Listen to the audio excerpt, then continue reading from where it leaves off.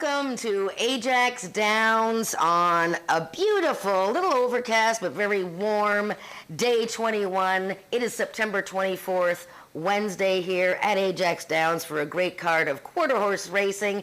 I am Jennifer Morrison, your host today. Nick is out of town. There's a shock. And I'm going to be joined today by the great one. Oh, God. Kevin Humphrey, who is a man of so many hats here at Ajax Downs. Thanks for joining me today, Kevin, for some handicapping. My pleasure. I'm really looking forward to this, actually. Well, I'm surprised we haven't done this sooner, actually. I mean, we've had Frank, the race caller. We've had my friend Bill Talon. We've had this, that, and you know what? I think it's long awaited that you, help us with our handicapping. You do a lot of jobs here. What are some of the jobs that you do here, Kevin? Well, I guess I started off just as backstretch coordinator. Then I moved on to the front side. I help out with simulcast. And then, again, back up the backstretch coordinator. I do stop betting. Race day, race office. Race entries. You man a whole bunch of operations here on weekends. Simulcast room, which is our simulcast room is very popular and lots of TVs and tracks. Try and run events and make sure that everybody's happy up there too. You do everything, and you love horse racing. I know that you were part of a little syndicate over in England last year. Where does your love for horse racing come from?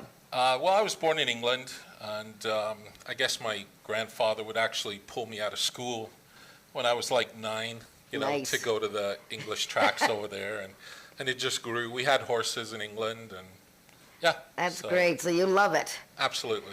All right. Well, I know you're very good at. Also, another thing that you do, I don't know if you do it every week, but it's certainly a number of weeks, is you do the betting packs for the fans here, and boy, they've been hot this year, haven't they? Yeah, I mean, truthfully, we did start off a little bit slow, but I think it's starting to pick up. Yeah. Well, fans love those things. Good. You spend $10, you get $12 of wagers, and they sit and cheer on the horses all afternoon. Excellent. So that's great. Well, let's get into our handicapping today. Let's see if Kevin can pick more winners than I will, which that won't be hard.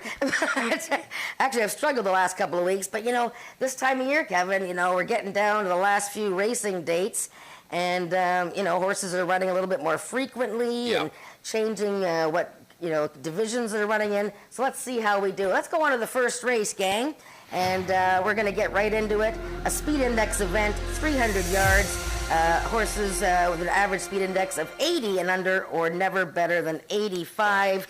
We have a field of 5 here. Now, I must remind everybody as well, we're celebrating the life of Ralph Pearson today. So after race 1, we are going to have a few words from Bob Broadstock of the QROOI, the president, and Ralph's impact on this great sport of Ontario quarter horse racing, and a very warm and fuzzy and fun video after race 1.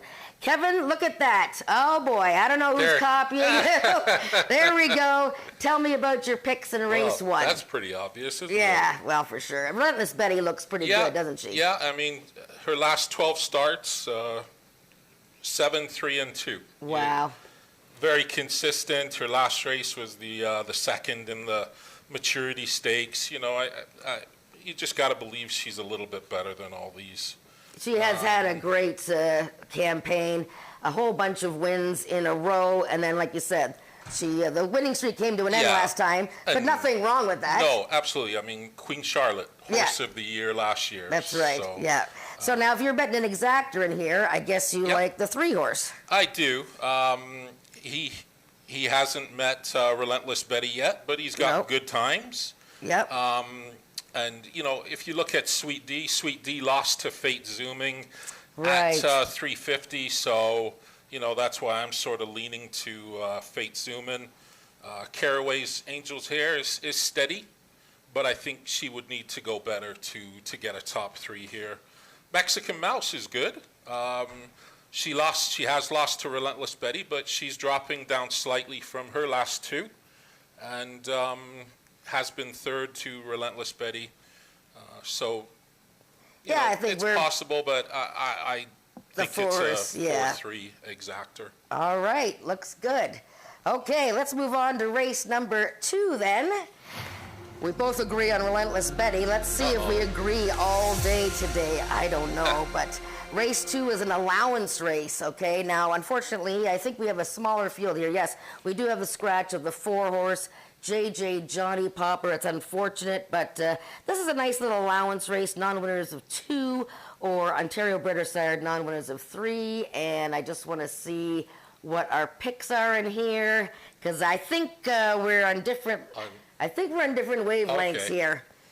I went with the 3-horse TDZ Barton Grand. Oh, okay. Yep. We both picked the same horse. Yeah, All right. yeah, maybe for second.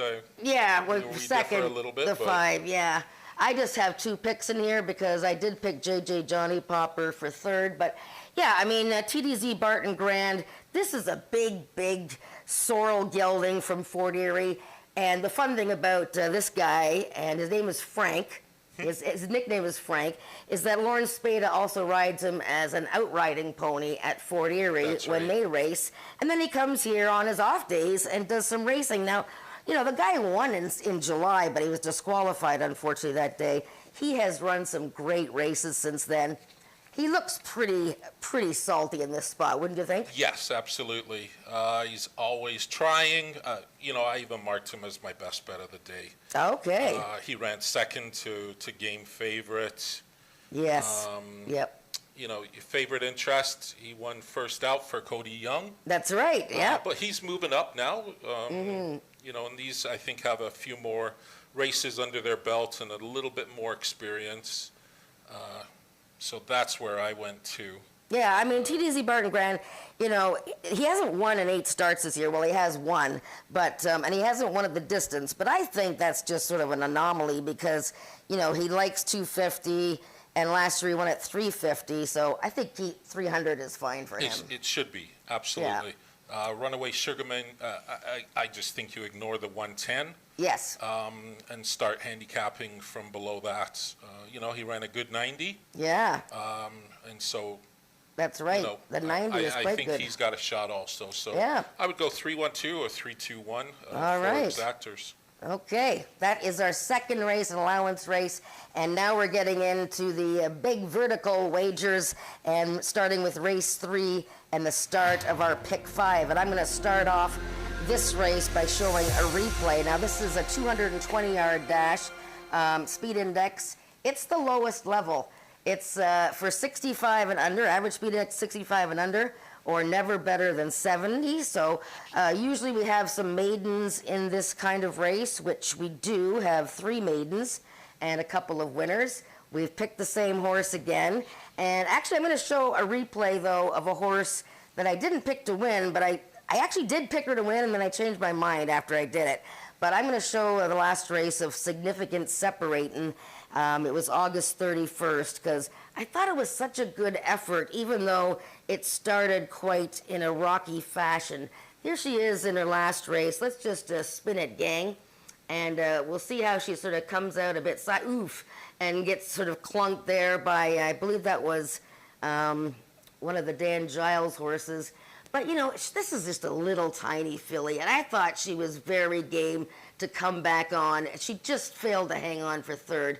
But, you know, when you get hit by a horse that's much larger than you like that, a bump, that's going to take away momentum of a little gal like that. And I thought she ran really well. She was a neck behind little Margie, who is also in this race in the 1 hole. I know people might, you know, lean into her a little bit in this race.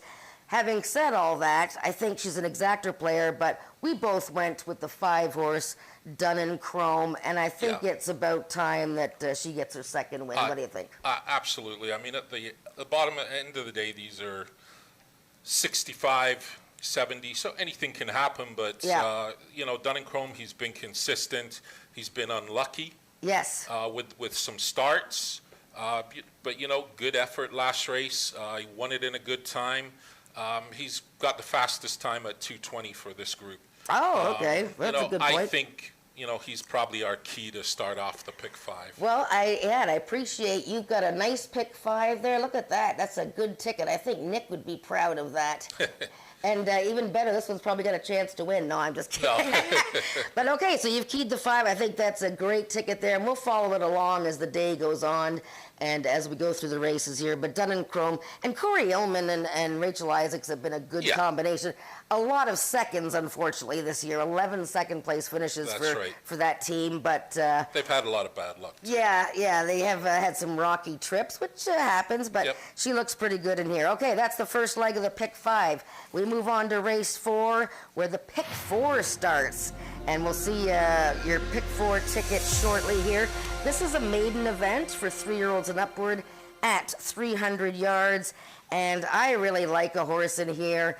I know there's probably a couple that people will be zeroing in on, but I quite like the 4-horse Magic Guitar. Oh, okay. There you go. Oh my God, people are going to think that we like just copied each other's picks. Yeah. Oh, look at Magic Guitar. He wore blinkers for his latest. Second again, just beating the neck. The 3rd place finisher, I Spy My, came back to win. But who did you use in your pick 4 and who did you use in your pick 5, Kevin? Yeah, in the pick 4, I used the 4 and the 6. Okay. The 6, remember, he had that very eventful beginning of his career. Yes. But then Brian stayed with him, and he ran a nice race for second. He earned himself a 74 index against Open Maidens. Yes. Which I think, is a little bit better than the sired maiden. Yes. So I think there's room for improvement there from him. Magic Guitar, again, at 300, he's got the best time. I was a little bit worried that if the 5 or the 6 put some pressure on him, if he tires, maybe the 5 or 6 catch him. But right now, I think he just stands out on top. Hours to Fly, the 300, I don't think it's his best distance, but maybe for the bottom of the tries. Russian Valentine, he's always around, but his times are just slower. Yeah. And Firing Red Lucy, she has showed a little last time, and really I think would need to improve. It's interesting that you talk about Firing Red Lucy, because I remember her coming off the 1-year layoff on September 7th. Well, that was a week ago. Yep. And she was really bet at the beginning. I don't know if you remember, but she was like 3 to 5 and taking all this betting support. She finally went off at 5 to 1. And, she just really didn't show much. Now, she was climbing away from the dirt, looked like she was quite rusty. She's got the rail again. I mean, people are looking at her first career race last May. She was second to Had to Be Fabulous, who is probably going to be our horse of the year this year. That's right. So this horse obviously has some ability. Scott Reed has a great record bringing a horse back in a week. Would there be any inclination to use this horse in your exactors or your tries?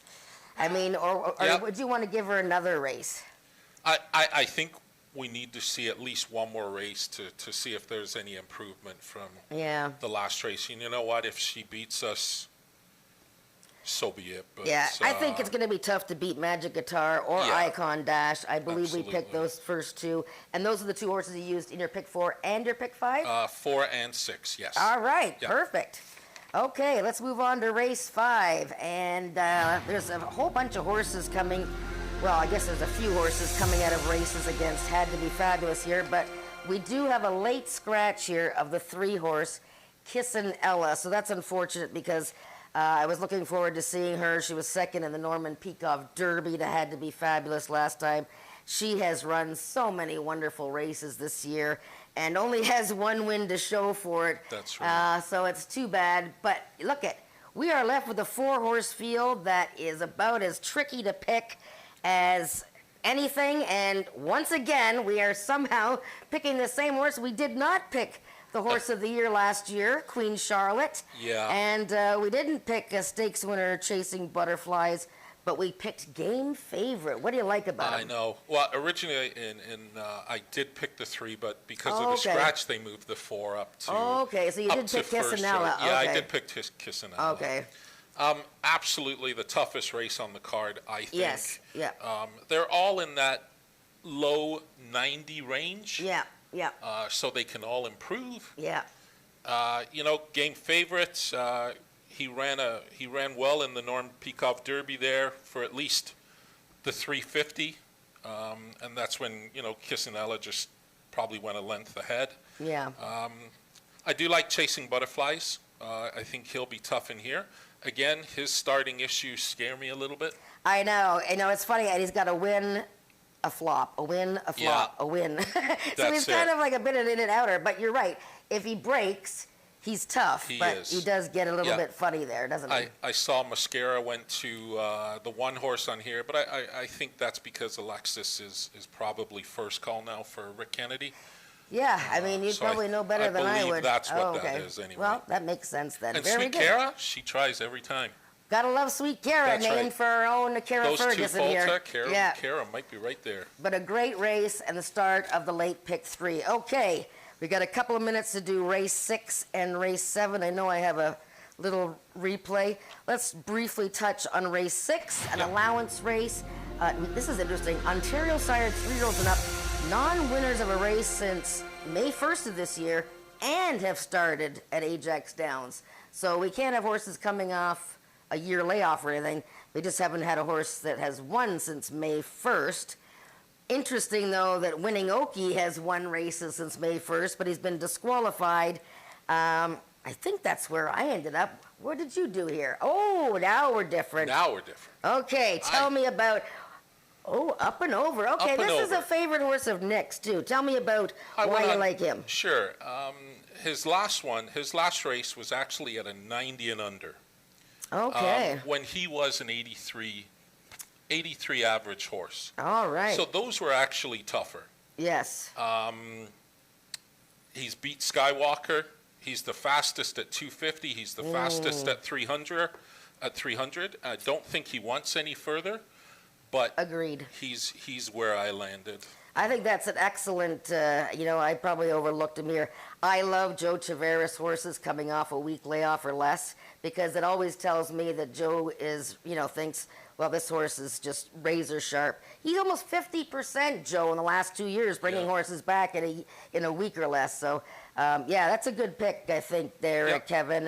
And you've got the consistent General Skywalker. Yeah, so for sure. That's my exactor, I guess. 5, all right. 6. Very good. Well, let's wrap up the card here so we can send you off on all your 8 million jobs, and Frank can do the changes. But the 7th race, which is fascinating to me, and you can elaborate more on this, I think, but this is a speed index event, average speed index of 85 and under, not better than 90. You'll see a lot of 3-year-olds in here, that horses that were going to go in the trials for the Ontario Sires Stakes Derby, I guess. Yep. But because we didn't have enough horses for 2 trials, they're all in here they're getting their little warm-up for that stakes race in a couple of weeks. So we've got 3-year-olds facing a couple of older horses. Yep. And I see we both landed on the 4-3-5. Oh. All the 3-year-olds, right? So you don't mind picking 3-year-olds at this time of year. No, absolutely. Well, let's take I forgot, we have a replay we'll show quickly here of Last Cold Bud, which is both of our picks. In the Norman Peakov Derby, way out on the outside. Now, I realize that they're only a straightaway, so it's not like he's got to have a wide trip. But, horses tend to break outwardly, and if they get away from the other field, sometimes they don't really feel like they're in a race or they just don't know how close they are. Let's spin it, guys, and we'll watch Last Cold Bud, who did win a trial for this stake race.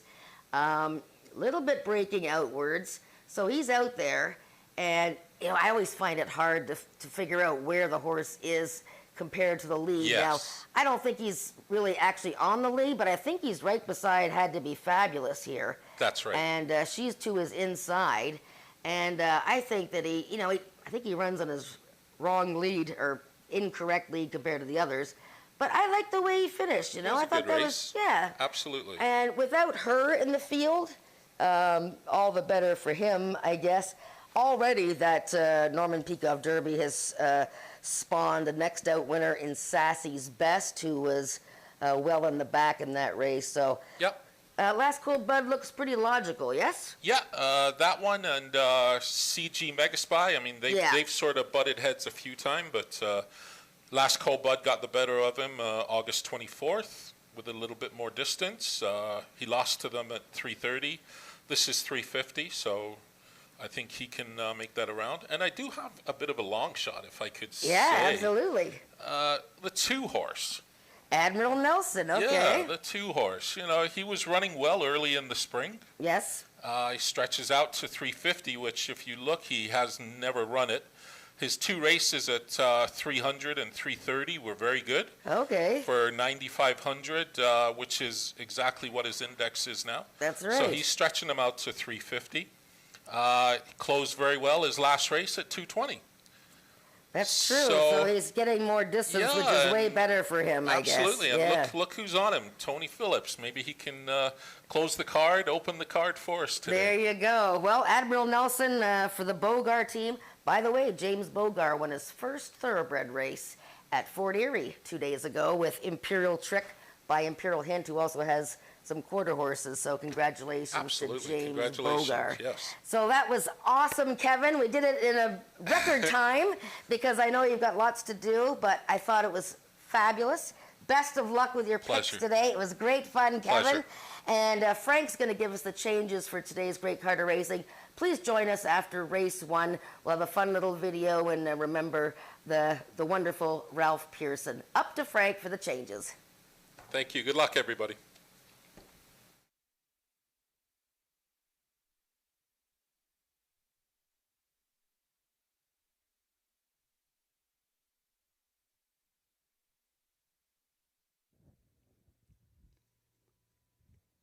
Ladies and gentlemen, good afternoon and welcome back to Ajax Downs for this afternoon's live card of quarter horse racing. I'd like to welcome all the people live in attendance and with all the people streaming in from across the globe. This afternoon we've put together a 7-race card, starting with race number 1. I will take you through the program with all of the changes and or corrections. In race 1, these are the following overweights. Number 1, Sweet D, 6 pounds over. Both number 2, Caraway's Angel's Air, and number 3, Fate Zoomin, are carrying 1 pound over. Also note, number 3, Fate Zoomin, will be racing without Lasix. No Lasix on number 3, Fate Zoomin, this afternoon. Number 4, Relentless Betty, will be racing with the flipping halter on. Also note that we have rolling daily doubles and rolling pick 3s throughout our 7-race card. In race number 2, we have a scratch in the program. Scratch the number 4 horse, JJ Johnny Popper. JJ Johnny Popper is a Stewart scratch and will not go postward in today's 2nd race. And the following overweights, number 1, Runaway Sugarman, 1 pound over. Number 2, I'll Go to War, is 6 pounds over and will be racing with the flipping halter on. And number 5, that's Favored Interest, is 4 pounds over.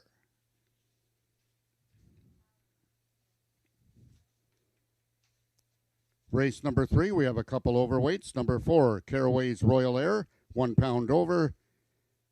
As is number 5, Dun and Chrome, 1 pound over. Note that race 3 is race A of this afternoon's pick 5.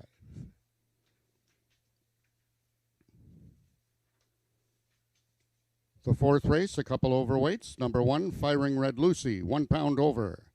The number 4 horse, Magic Guitar, will be racing with the flipping halter on.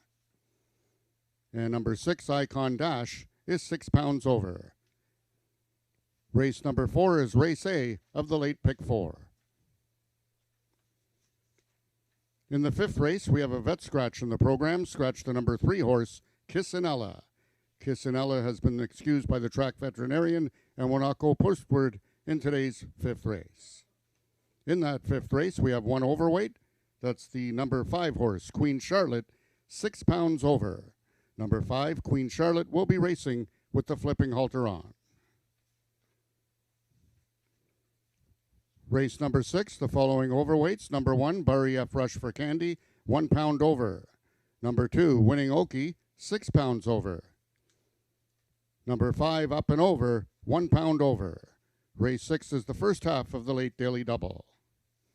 That brings us to the 7th and final race of the afternoon.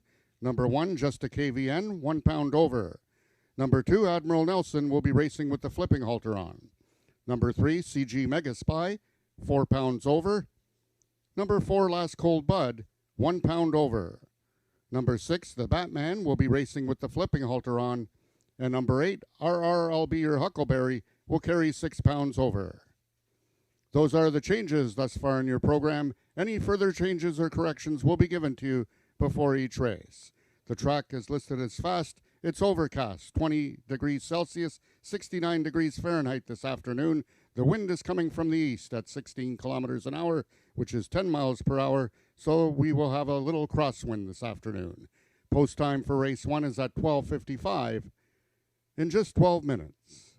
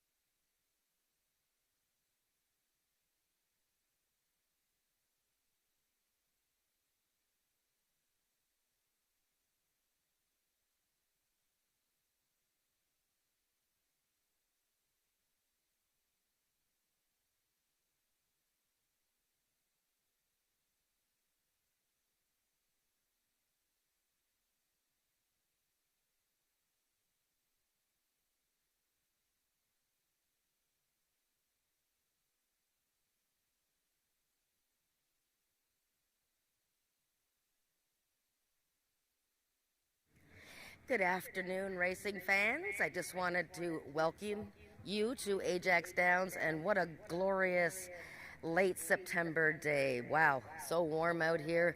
The sun's coming out. We have a 7-race card. Pick 5 and pick 4 wagers. Please get your bets in on those, and they're only 20-cent base bets, so give them a try. Wanted to remind you, if you're on track and you bought a program, if there is a little drawing inside of AJ, our mascot, holding a hot dog, you have won a free hot dog and drink from Tim over there at Hot Dogs and More, and he has been with us almost all season long, and he is red hot, and they got great food over there. So please check out Hot Dogs and More and check your program to see if you have won by looking for that little picture of AJ. We have Megan and Jacob down at the How to Bet 101 booth. If you buy a packet of tickets for the afternoon, it'll cost you $10, and your bets $12 worth of bets are made for you throughout the afternoon. So go and get a betters pack. They have been red hot all season long. I want to thank Kevin Humphrey, who wears a lot of hats here at Ajax Downs. He did the pre-race handicapping with me, so we'll show his tickets and wagers and picks all afternoon. And after race one, we're going to have a short little video presentation and ceremony for the late Ralph Pearson, who started quarter horse racing with a few of his friends here in Ontario a long time ago. His family is here to celebrate with us, so please join us. After race one, we'll celebrate Ralph Pearson.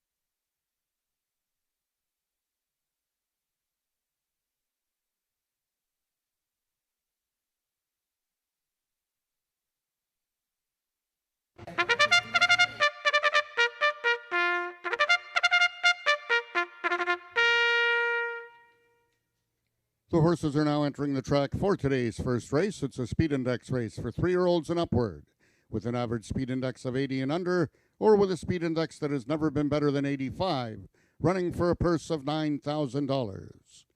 Number 1, Sweet D, owned by Jennifer Zarowski and ridden today by jockey Brian Bell. Number 2 is Caraway's Angel's Air, owned by the partnership of Wayne and Carol Proctor, Rachel Isaacs in the saddle. Number 3 is John Wilson's Fate Zoomin, Christian Benitez aboard. Number 4, Relentless Betty, owned by James Bogar and ridden by Tony Phillips. And number 5 is Ms. Mexican Mouse, owned by Marie Broadstock and ridden by Ramiro Sanchez Castillo. That is your field for today's first race, going a distance of 300 yards. 4 minutes till post time. Please make your wagers early and avoid being shut out.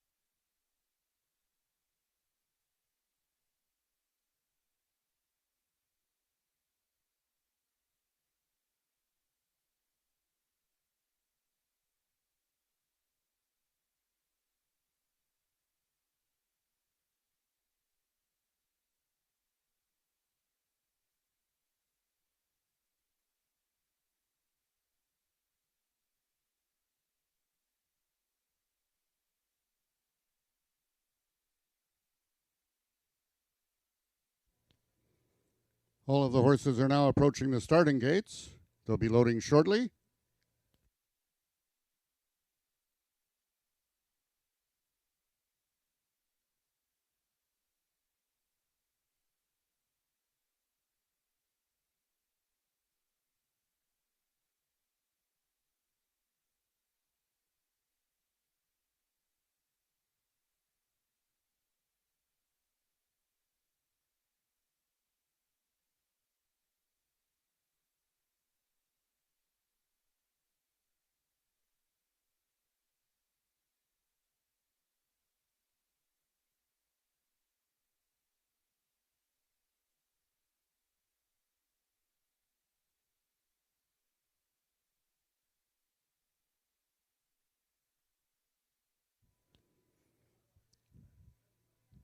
All the horses have now reached the starting gates. It's post time.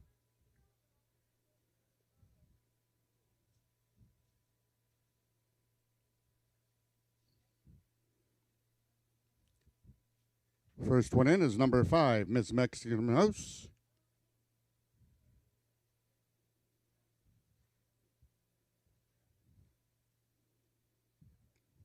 Number 1 is Sweet D.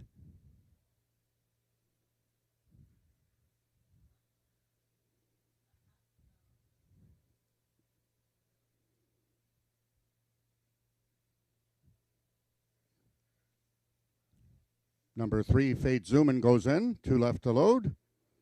Relentless Betty is in, and the last one to load will be number 2, Caraway's Angel's Air, in this first race for 3-year-olds and upward with an average speed index of 80 and under. They're at the post.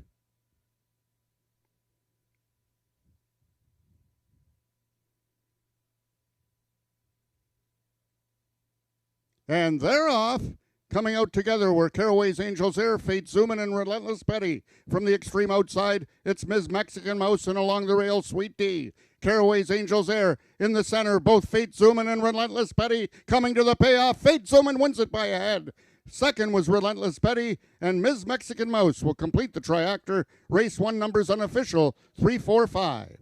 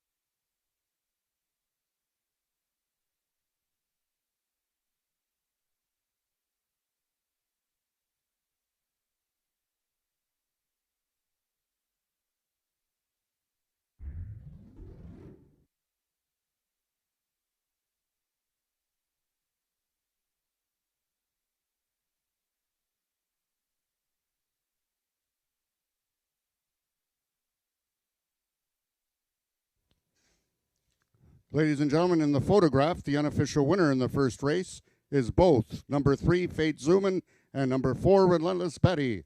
A dead heat in the first race this afternoon.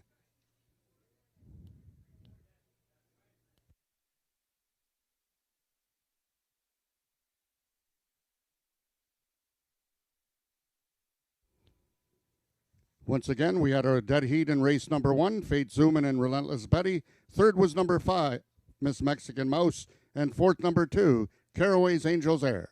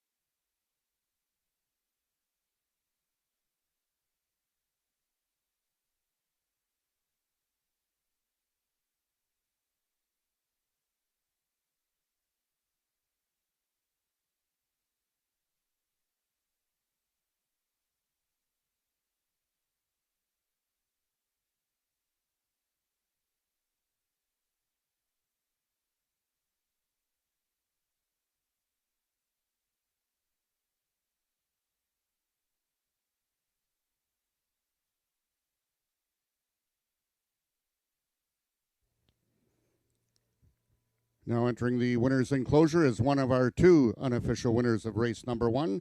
That's number 4, Relentless Betty.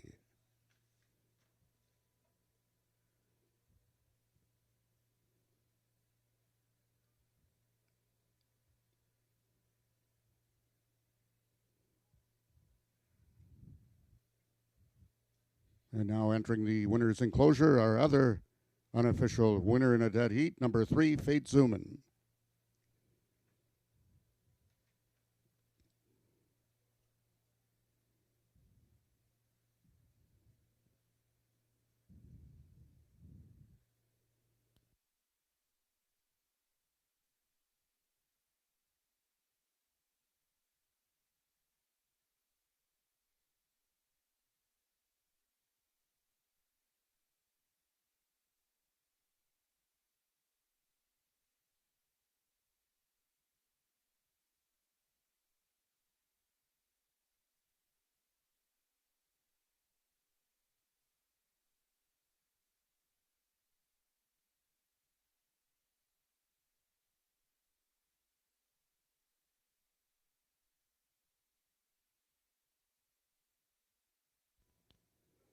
The results of the first race are now official. We'll go first with number 3, Fate Zuman, a 3-year-old Sorrel filly by Paint Your Fate out of E-Zoom by Shazoom. Foaled in Ontario by Richard Winsakabi. Fate Zuman is owned by John Wilson, trained by Scott Reed, and ridden to victory by jockey Christian Benitez. Fate Zuman winning the distance with a time of 15.879 seconds, carrying a speed index of 81. Also winning, number 4, Relentless Betty, in a dead heat, owned and trained by James Bogar, ridden to victory by jockey Tony Phillips. Relentless Betty is a 4-year-old bay mare by He's Relentless out of Lean Into It by Trace Hayes. Relentless Betty, obviously in the winning time of 15.879, carrying a speed index of 81. Rechecking from top to bottom, order of finish in your program should read 5-4, 1DH, 1DH, 3. Those are the total results of the first race. In this upcoming second race, we have a steward scratch in the program, scratch the number 4 horse, JJ Johnny Popper. And the following overweights, number 1, Runaway Sugarman, 1 pound over. Number 2, I'll Go to War, 6 pounds over. And number 5, Favorite Interest, 4 pounds over.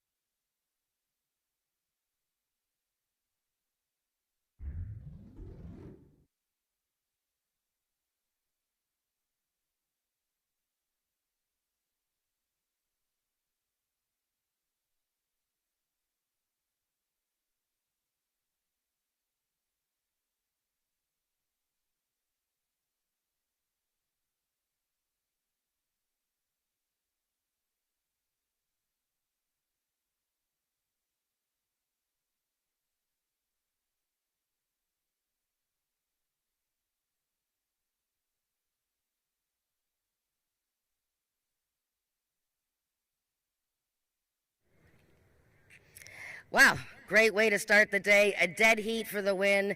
Exciting race, and we got more on the way. Before we get to the rest of our super card of racing, we wanted to remember one of the founding fathers, the builders of Ontario quarter horse racing, whom we lost not too long ago, Mr. Ralph Pearson. His family is here today. I hope you get a chance to go and say hello to all the girls and all his friends and family there. They're sitting at a couple of reserved tables. We have lots of Ajax people here to celebrate, and Quarter Racing Owners of Ontario President Bob Broadstock, who very well knows Ralph, has a few words to say. When I was asked today about saying something for Ralph, it's actually quite a daunting task. He's a man that did so much for quarter horse racing and quarter horses, period, in this province, that little can be said to recognize what he did. I'm actually going to read a little excerpt that his granddaughter wrote that I think best shows it. Ralph was a family man who loved his $4 immensely and always had at least one of them with him at the track. A man of great spirit, Ralph lived life entirely on his own terms, always doing things his way with the unmistakable wit and charm only he could bring. He enjoyed nothing more than a good rye and coke with Mr. McNichol. And if you were fortunate to know Ralph and call him your dad, papa, uncle, or friend, you were blessed, and many words can hardly capture.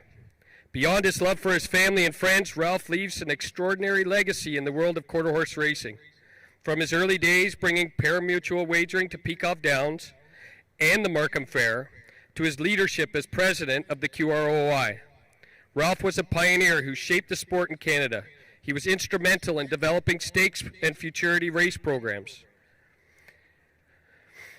He spearheaded the Quarterrama Committee and championed initiatives such as the Canadian Sired Stakes and the introduction of drug testing standards. His proudest racing moment came in 1973, the year I was born, when his mare Gina Gay won the very first quarter horse race at Woodbine Racetrack, a milestone in Canadian racing history. In recognition of his contributions, Ralph was honored with the AQHA Register of Merit in 1989, cementing his place as one of the sport's true builders and visionaries.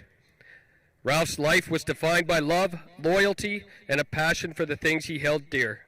His family, friends, and all of us here at Ajax Downs will carry his memory forward with deep gratitude and admiration. Please take a few seconds to recognize Ralph and watch his video as we display some of the moments and the highlights of his career here at Ajax.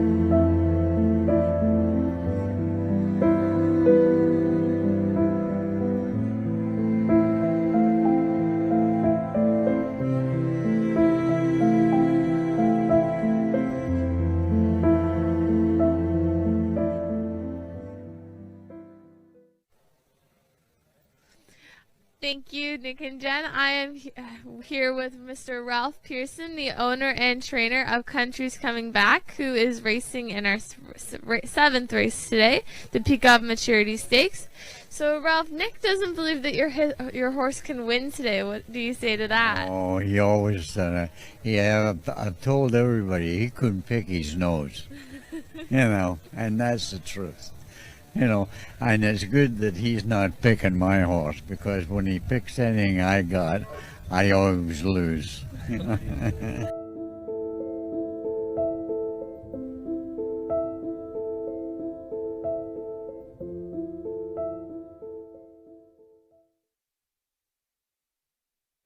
Well, thank you very much to Ajax Downs, the team here, and the production TV team. Bob, thank you for the lovely words written by Ralph's granddaughter. If we could please have just a 30-second moment of silence for Ralph, and we will celebrate the rest of the day in Ralph's memory.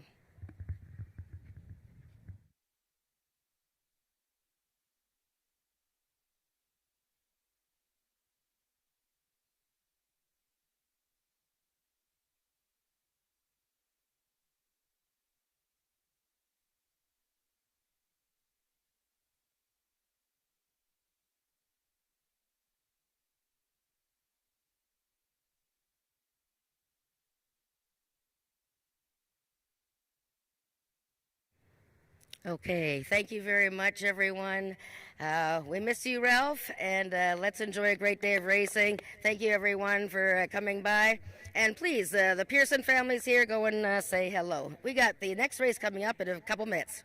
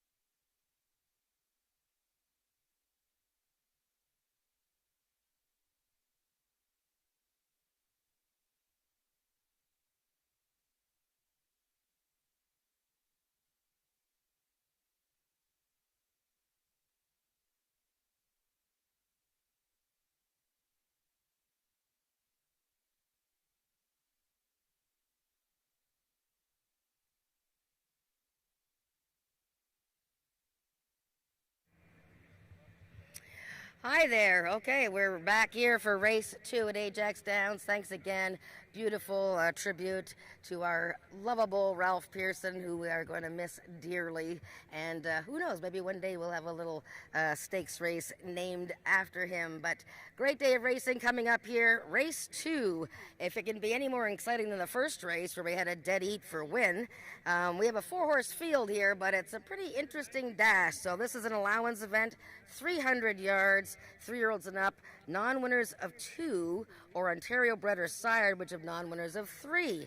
So we have one distinct favorite in here at the moment, but I'm going to start just with the number 1 horse. We'll go through the field here. My guest to handicapper today, Kevin Humphreys. I'm going to let you in on his picks. He also did tickets for the pick 5 and pick 4 later today.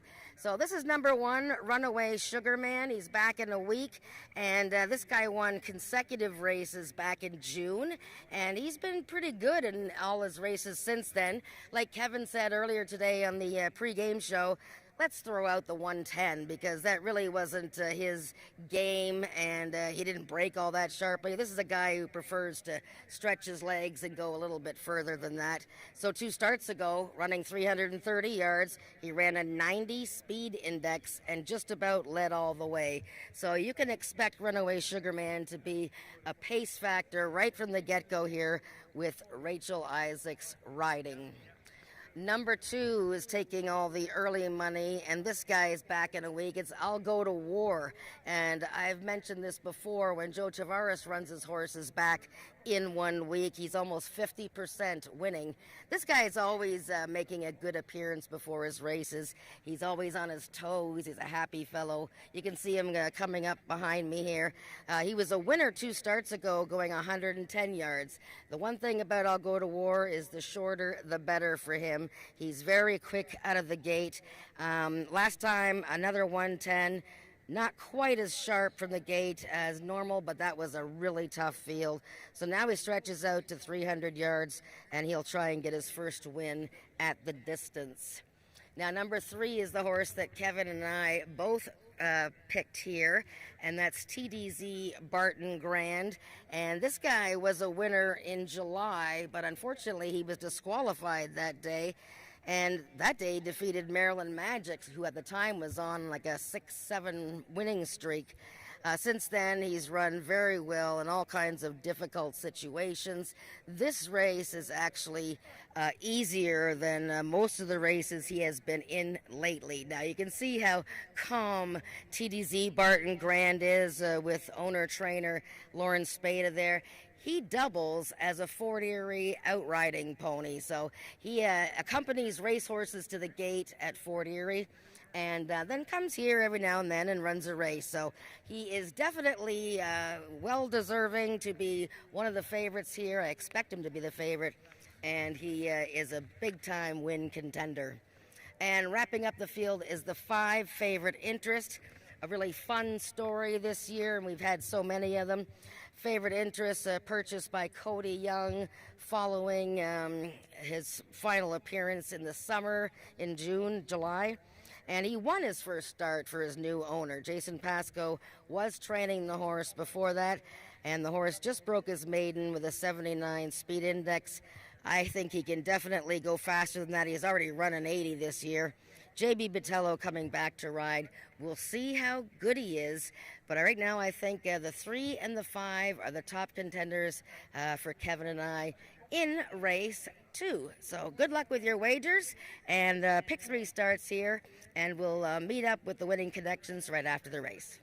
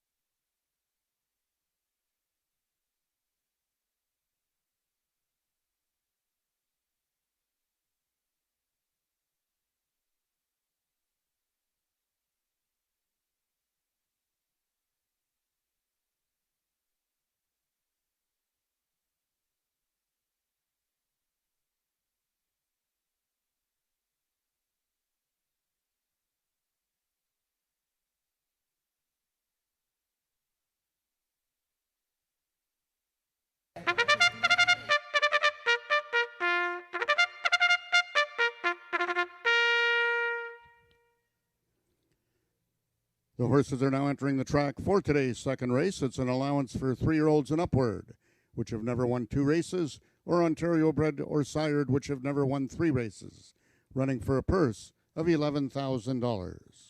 Number 1, Runaway Sugar Man, owned by Earl Foster and ridden by Rachel Isaacs. Number 2 is I'll Go to War, owned by Joe Tavares and ridden by jockey Brian Bell. Number 3 is Lauren Spada's TDZ Barton Grand, the mount to Alexis Sanchez. Scratch number 4, JJ Johnny Popper. And number 5 is Favorite Interest, owned by Cody Young and ridden by JB Botello. That is your field for the second race, going a distance of 300 yards. 1 minute till post time.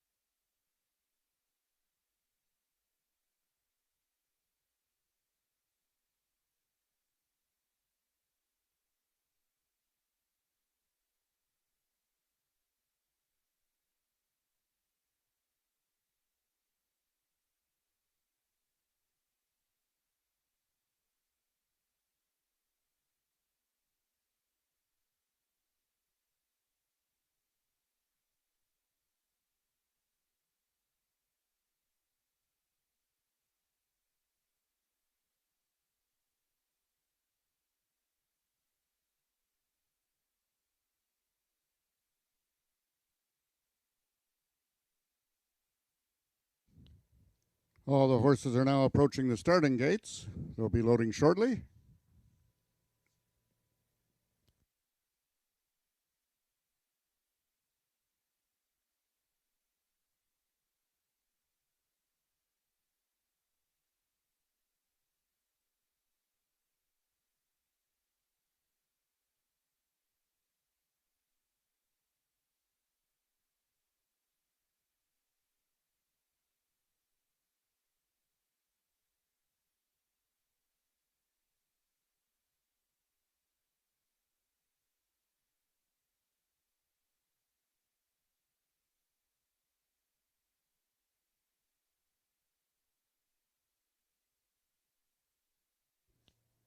All the horses have now reached the starting gates. It's post time. Number 1, Runaway Sugar Man, is the first one in. One of 2 grays in this field. Number 2 is I'll Go to War. 3, TDZ Barton Grand, the heavy choice at 1 to 2. And the last one to load, the lone 3-year-old, number 5, Favorite Interest. They're at the post.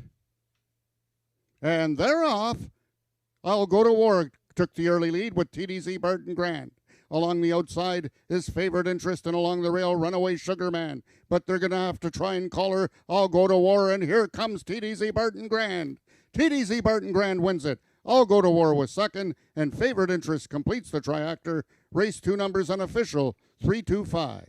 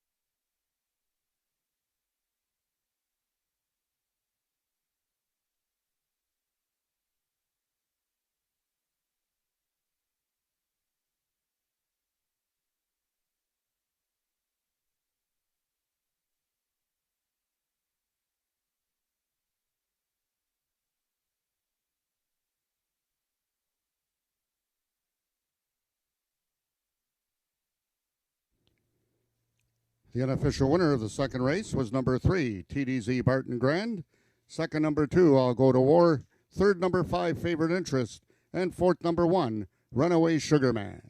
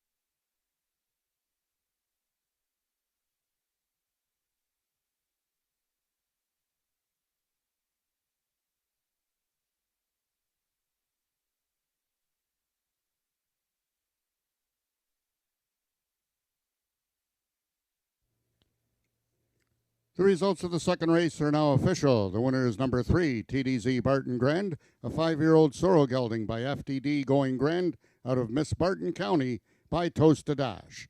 Foaled in Louisiana by Tony Dowdy, TDZ Barton Grand is owned and trained by Lauren Spada. Her first win of the 2025 season and ridden to victory by jockey Alexis Sanchez. TDZ Barton Grand winning the distance with a time of 15.752 seconds, carrying a speed index of 85. Rechecking from top to bottom, order of finish in your program should read 4-2-1, Stuart Scratch 3. Those are the total results of the second race. In this upcoming third race, we have the following overweight. Number 4, Caraway's Royal Air, and number 5, Dun and Chrome, both carry 1 pound over. Race 3 is Race A of this afternoon's Pick 5.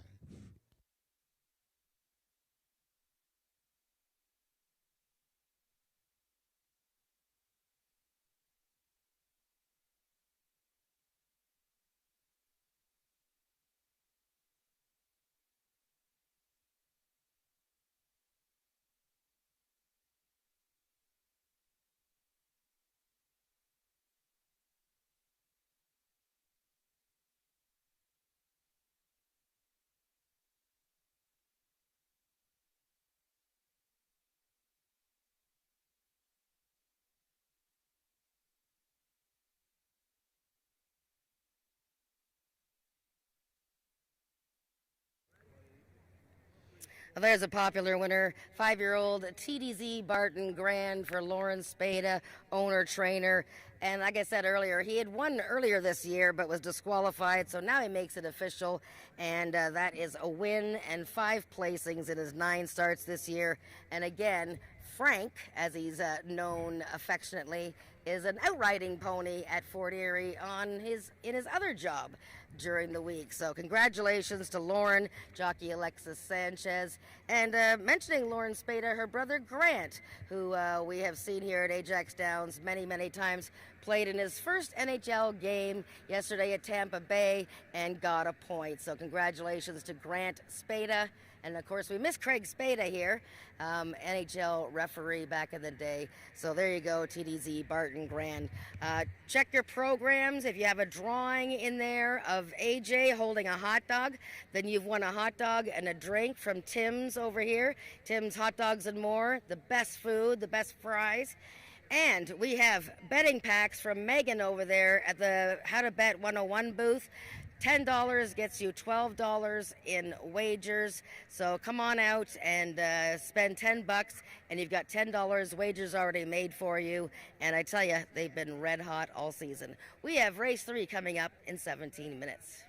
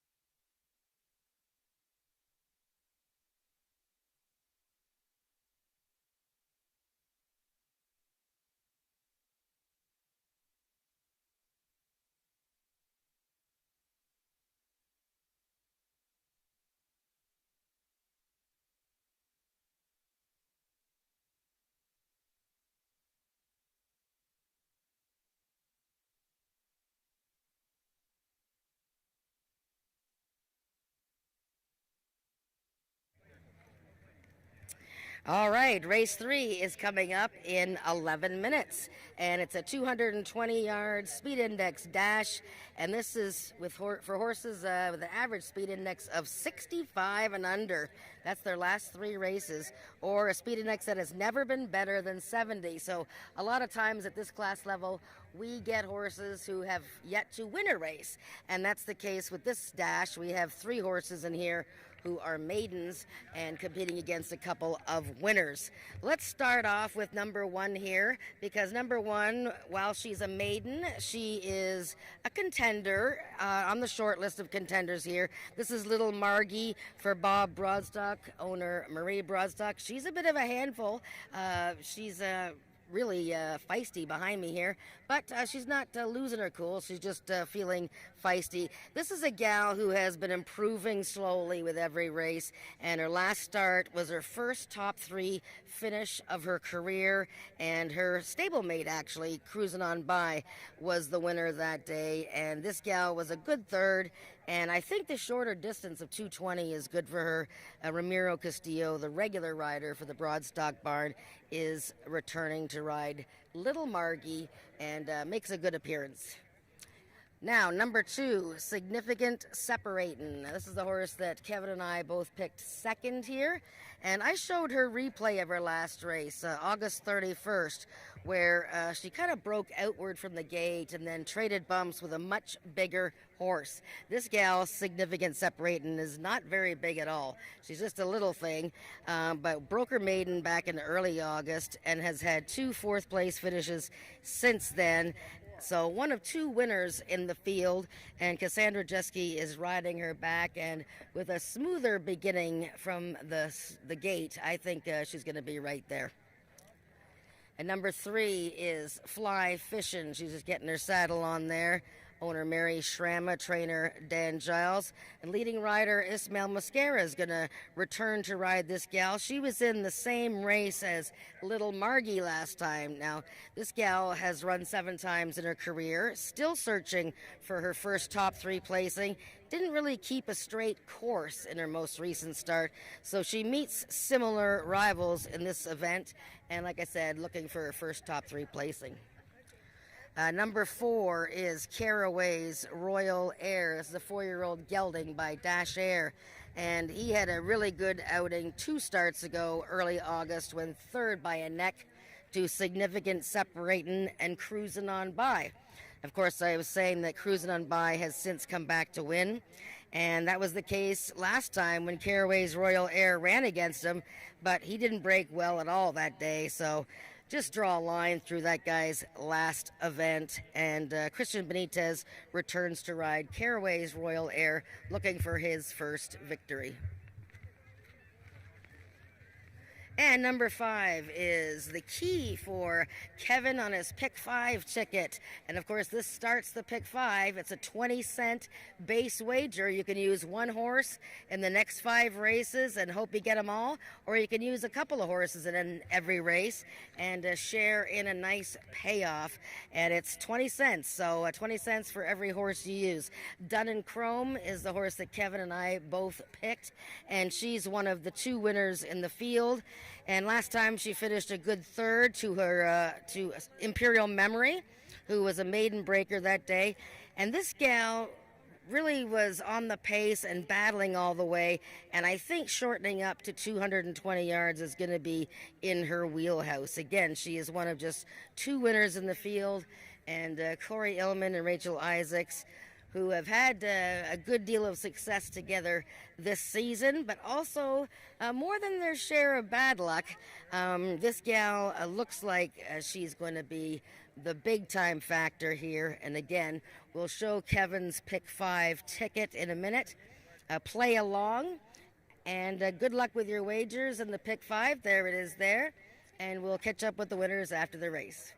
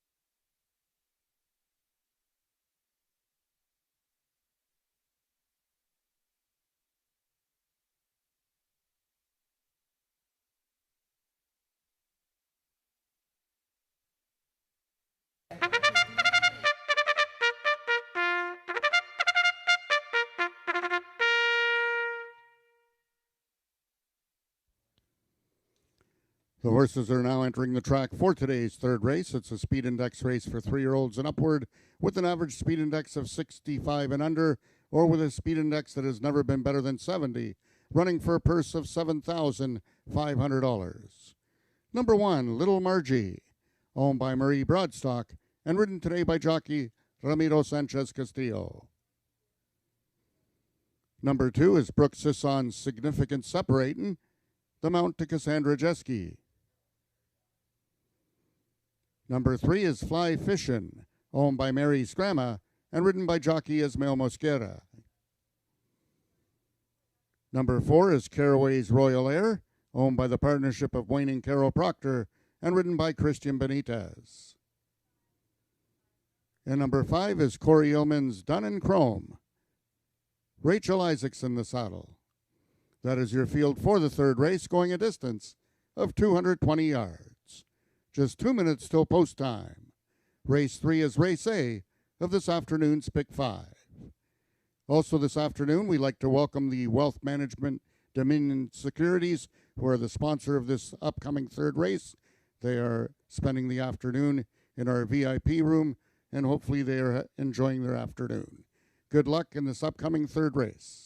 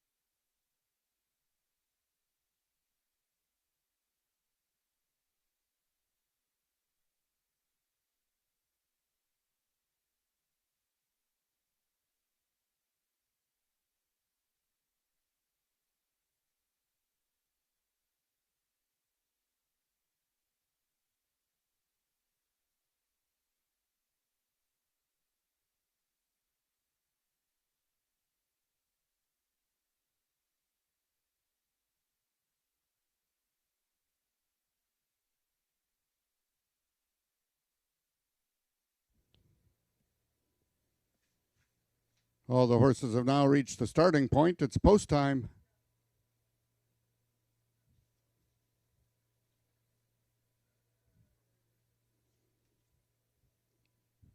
Horses are now entering the starting gates. Number 1, Little Margie is in.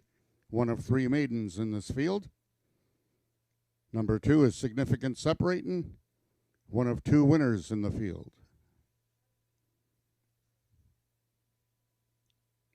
Number 3, Fly Fishin'.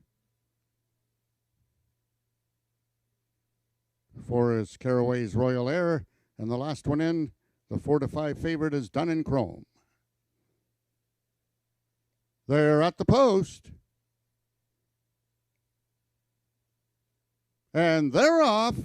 Coming out together were both Little Margie and Fly Fishin'. Significant Separating got squeezed, and from the extreme outside, it's Done in Chrome. Done in Chrome and Fly Fishin' coming down to the payoff, but Done in Chrome does it. Fly Fishin' was second, and Caraway's Royal Air will complete the triactor in this race. It's 5-3-4 unofficial.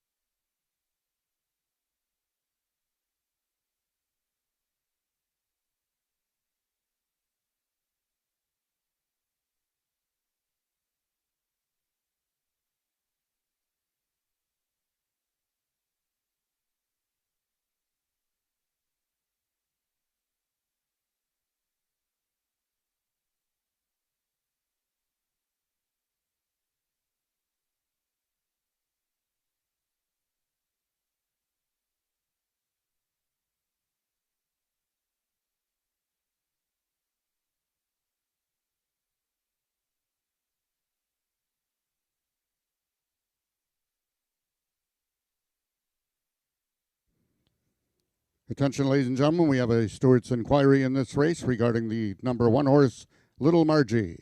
Hold all tickets, please, until this race has been posted official.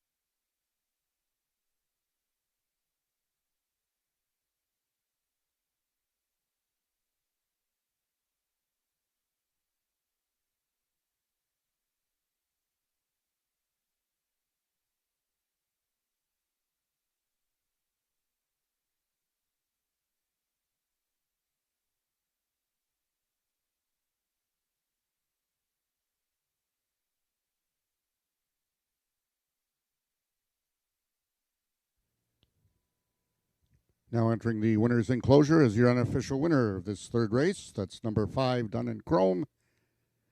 Once again, the race is under review by the stewards. Hold all tickets until this third race has been posted official.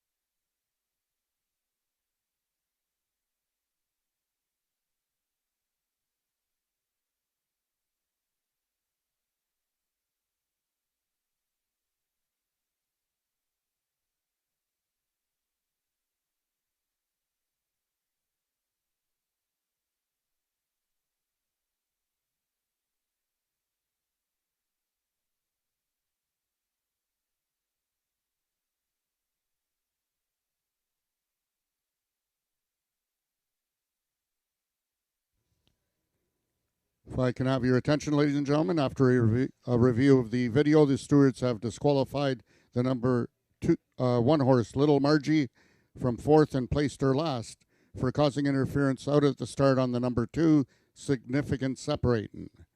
The third race is now official. The numbers on the board will now be 5342. 5342 is your official results. Number 5, Dun and Chrome, a 3-year-old Sorrel filly by Cold Hard Dash. Out of Livet by It's All About Speed. Bred in Ontario by Rick North. Dun and Chrome is owned and trained by Corey Illman and ridden to victory by jockey Rachel Isaacs. Dun and Chrome winning the distance with a time of 12.456 seconds, carrying a speed index of 76. Rechecking from top to bottom, the new order of finish in your program should read 54231. Those are the total results of the third race. In this upcoming fourth race, we have the following overweights. Number 1, Firing Red Lucy, 1 pound over, and number 6, Icon Dash, 6 pounds over. Race 4 is Race A of the late pick 4.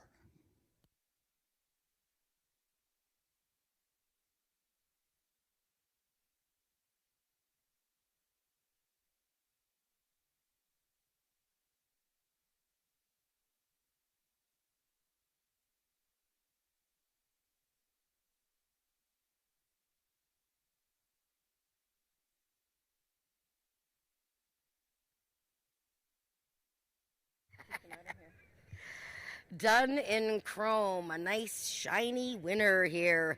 Dun in Chrome, bred by Rick North, owned and trained by Corey Illman, and ridden to victory by Rachel Isaacs, the big favorite, and everybody cheering that one home because everybody loves a favorite.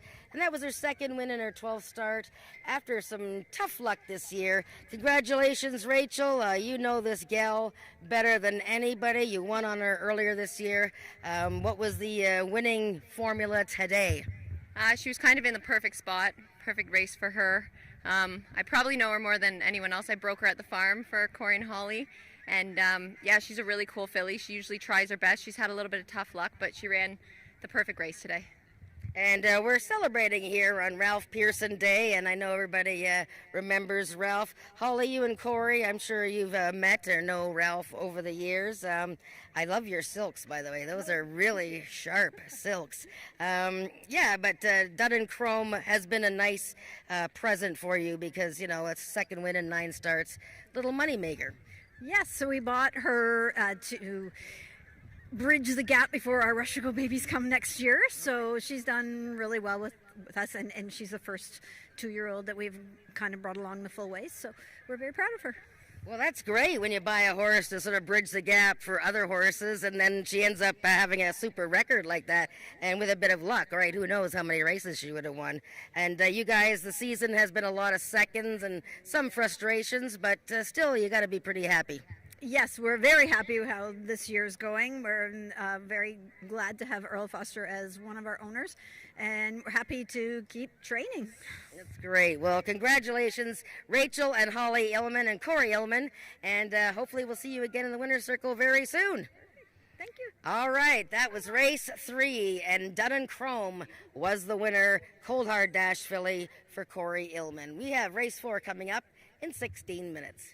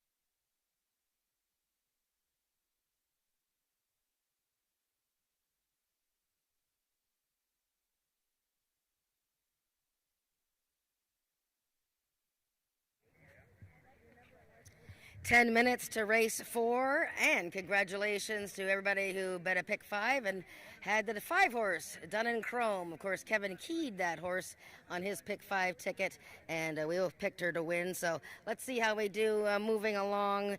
And the pick 4 starts in this race. So again, a 20-cent base bet wager. Use 1 horse in every race, use 3 in every race. It's a 20-cent base bet for every combination you use, and it usually pays off pretty well. So this race here is a maiden event, 300 yards, and we have a field of 6. And right now the favorite is Magic Guitar, the 4. But let's start with the 1 horse here. An interesting horse in the field, because this is Firing Red Lucy, owned by Darcy Clancy and Amanda Palott.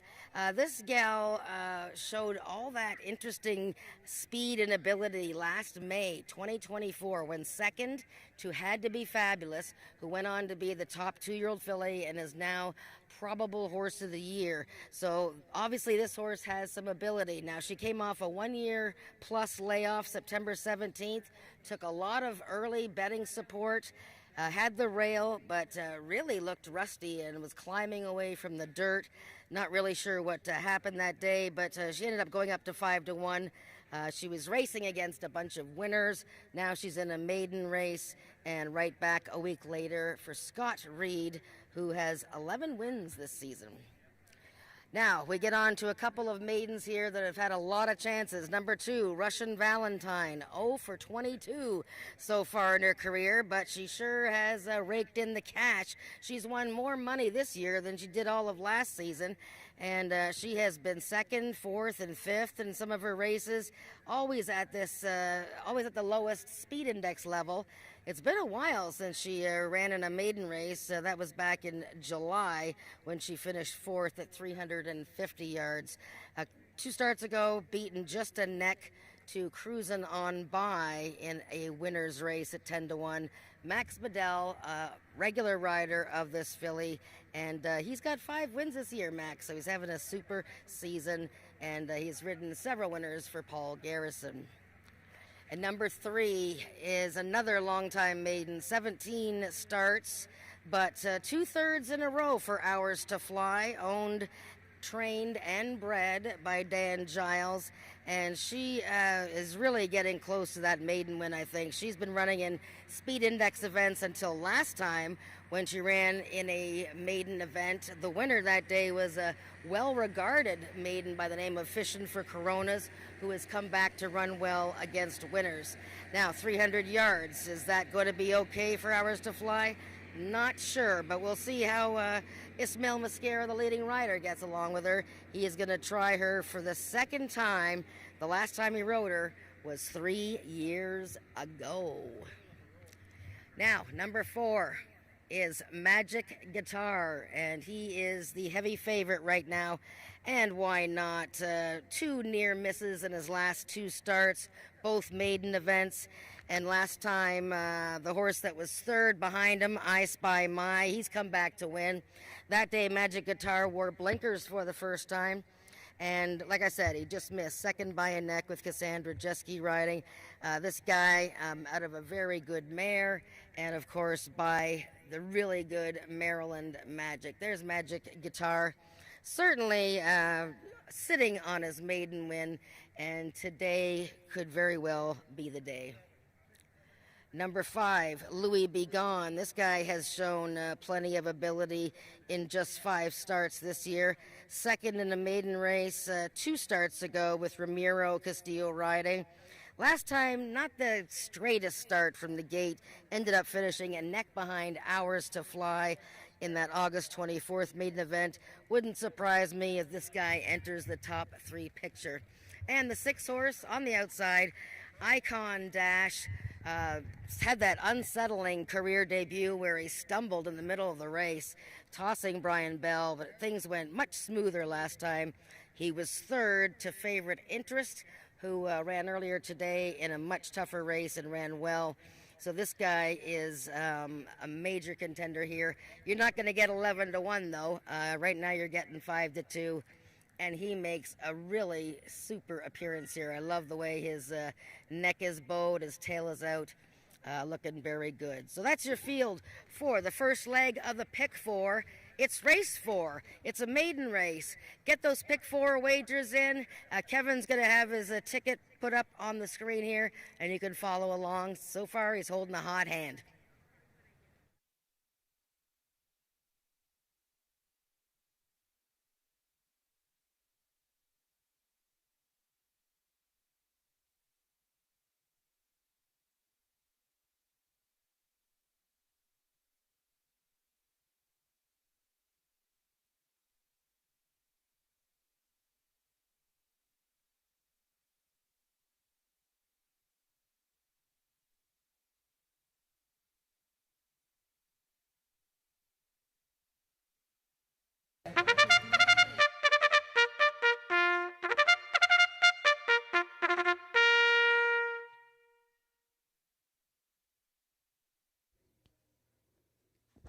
The horses are now entering the track for today's fourth race. It's for maiden 3-year-olds and upward, running for a purse of $10,000.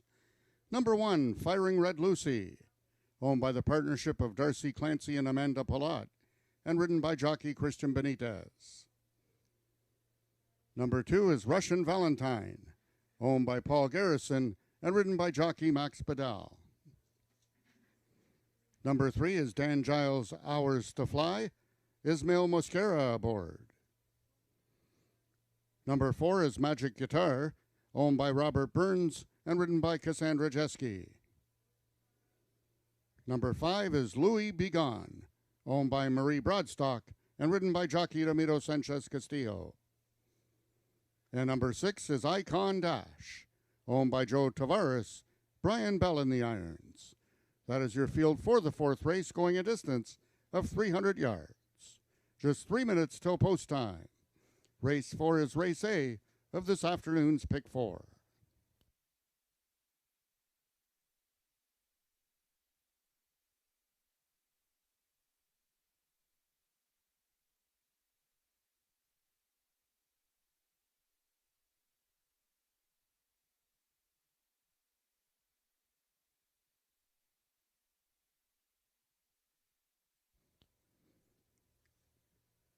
Just a reminder, ladies and gentlemen, with anyone that has purchased the quarter horse program, if any of our jockeys win 2 races this afternoon, you will then be entitled to a voucher at the Dairy Queen in Ajax for a free small ice cream cone.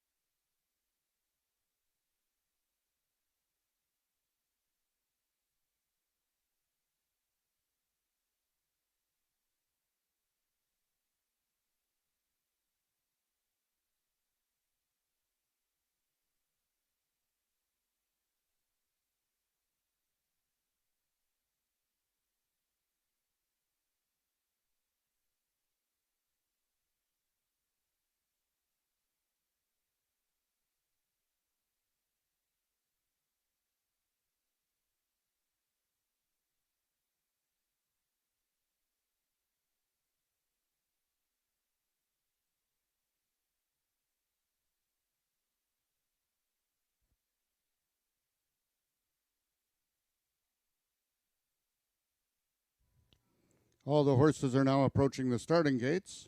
They'll be loading shortly.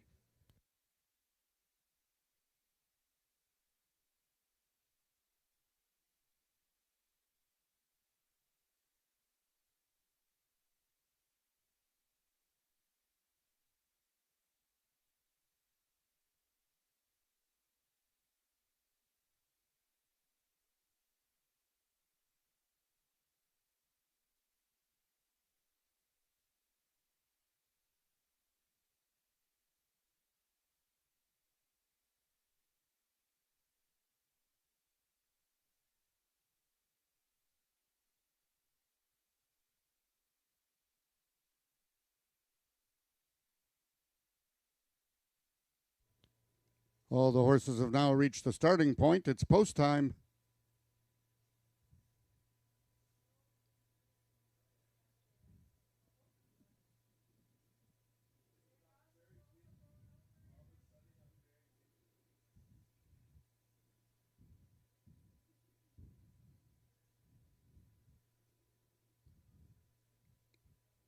Behind the gates, we have the rider Ismail Mosquera off on number 3, Hours to Fly.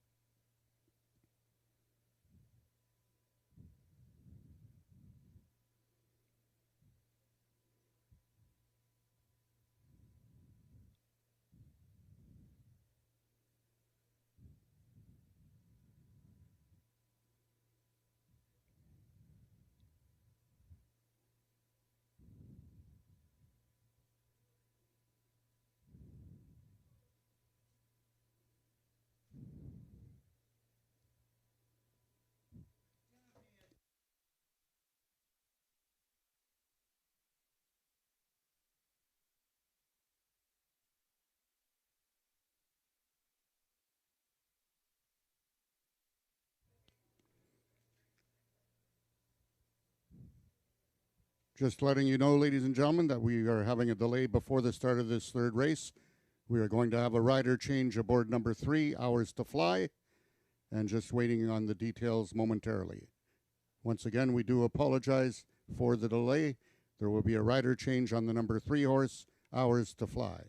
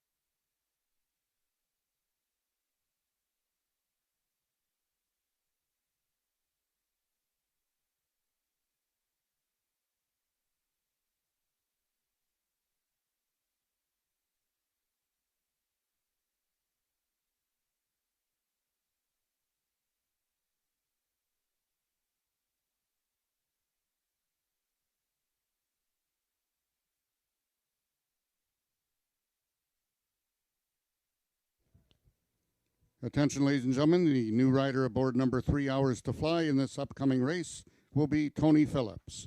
Tony Phillips now rides number 3, Hours to Fly, in this upcoming 4th race.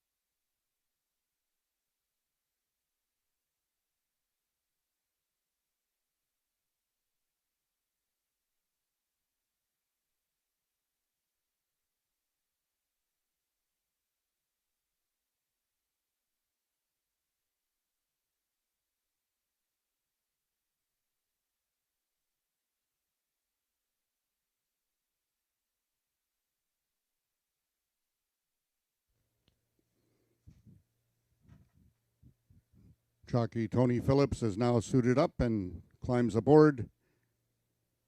Hours to Fly, leaving the paddock, and will be marching down to the starting gates. Once again, we apologize for the delay. However, race 4 should be underway momentarily.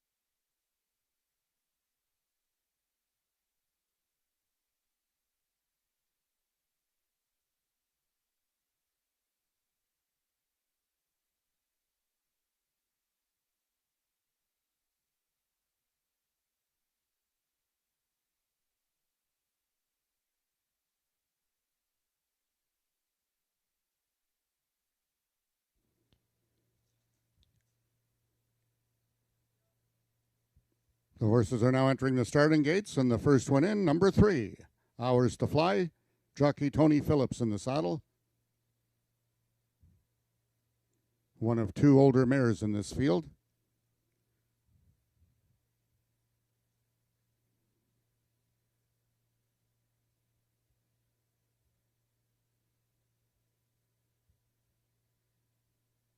Number 1, Firing Red Lucy, goes in.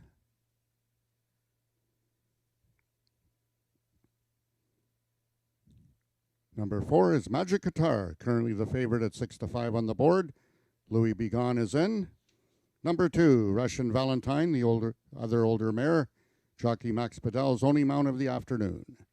And last in, number 6, Icon Dash. They're at the post.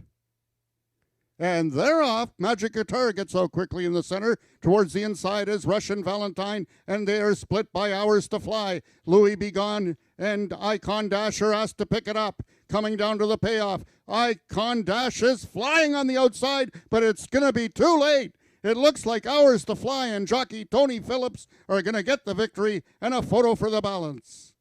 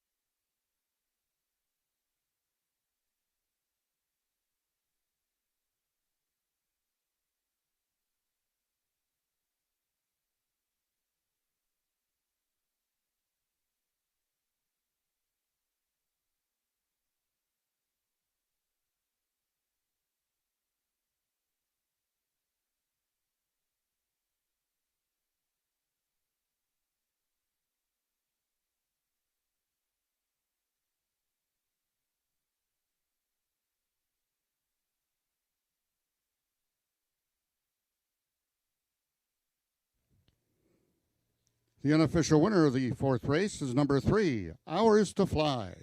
In the place photograph, it was number 2, Russian Valentine, getting second over a late closing number 6, Icon Dash, finishing third. 4th was number 1, Firing Red Lucy.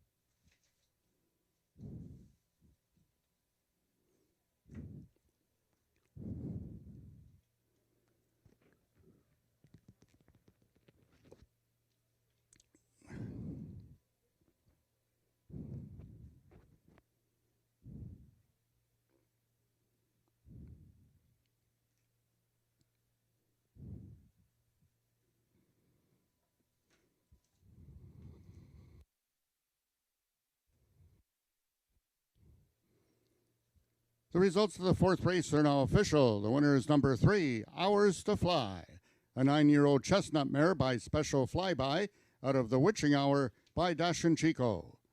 Foal bred in Ontario and owned and trained by Dan Giles, Hours to Fly was ridden to victory by jockey Tony Phillips in a time of 16.140 seconds, carrying a speed index of 72. Rechecking the order of finish, top to bottom in your program, 421, 563. Those are your total results of the fourth race. In this upcoming fifth race, we have a vet scratch in the program. Scratch the number 3 horse, Kissin' Ella. One overweight, number 5, Queen Charlotte, will be 6 pounds over.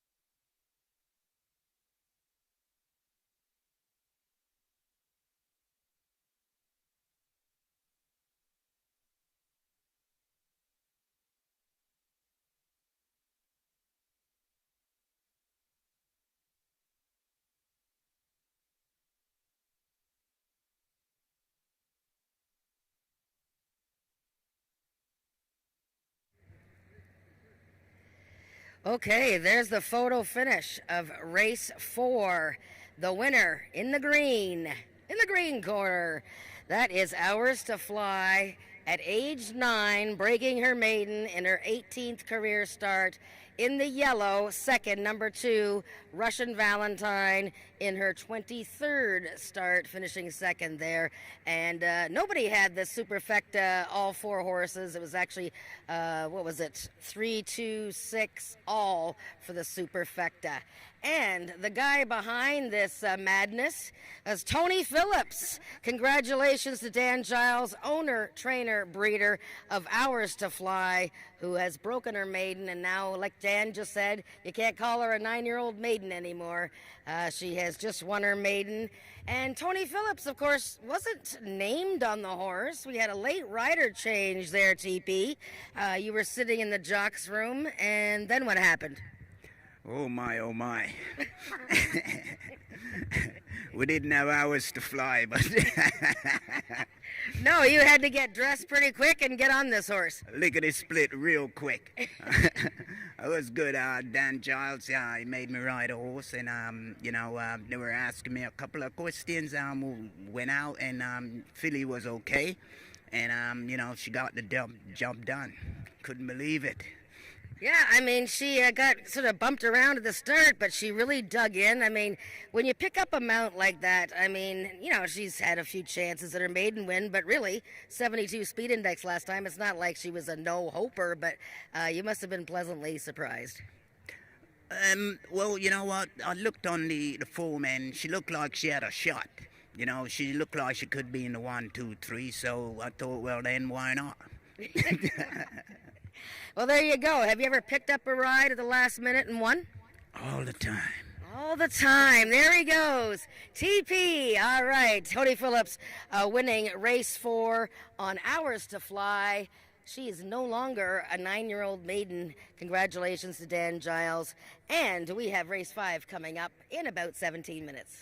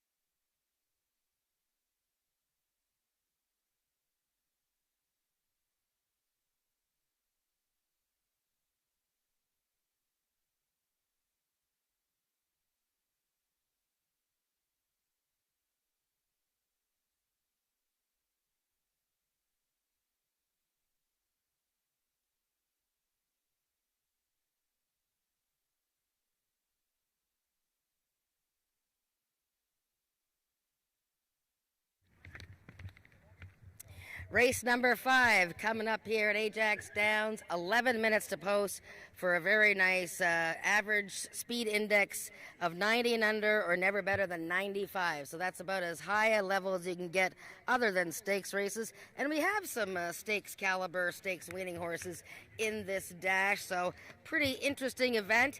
Good luck if you had that last 7-1 shot, Hours to Fly, in your pick 4 wagers, or pick 3s for that matter, or even bet the horse.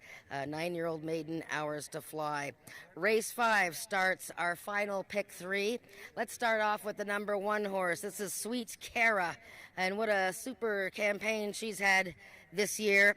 2 wins, 3 seconds and a third in her 9 races, and second by a neck to Chasing Butterflies in her most recent start at this exact class level, and she lines up right beside Chasing Butterflies, who is also in this race. 350 yards, the distance is a bit longer for Sweet Cara, and so far, if you look on her page, she's won up to 330 yards. Ismail Mascara named to ride here, and he was on her the last time that she won.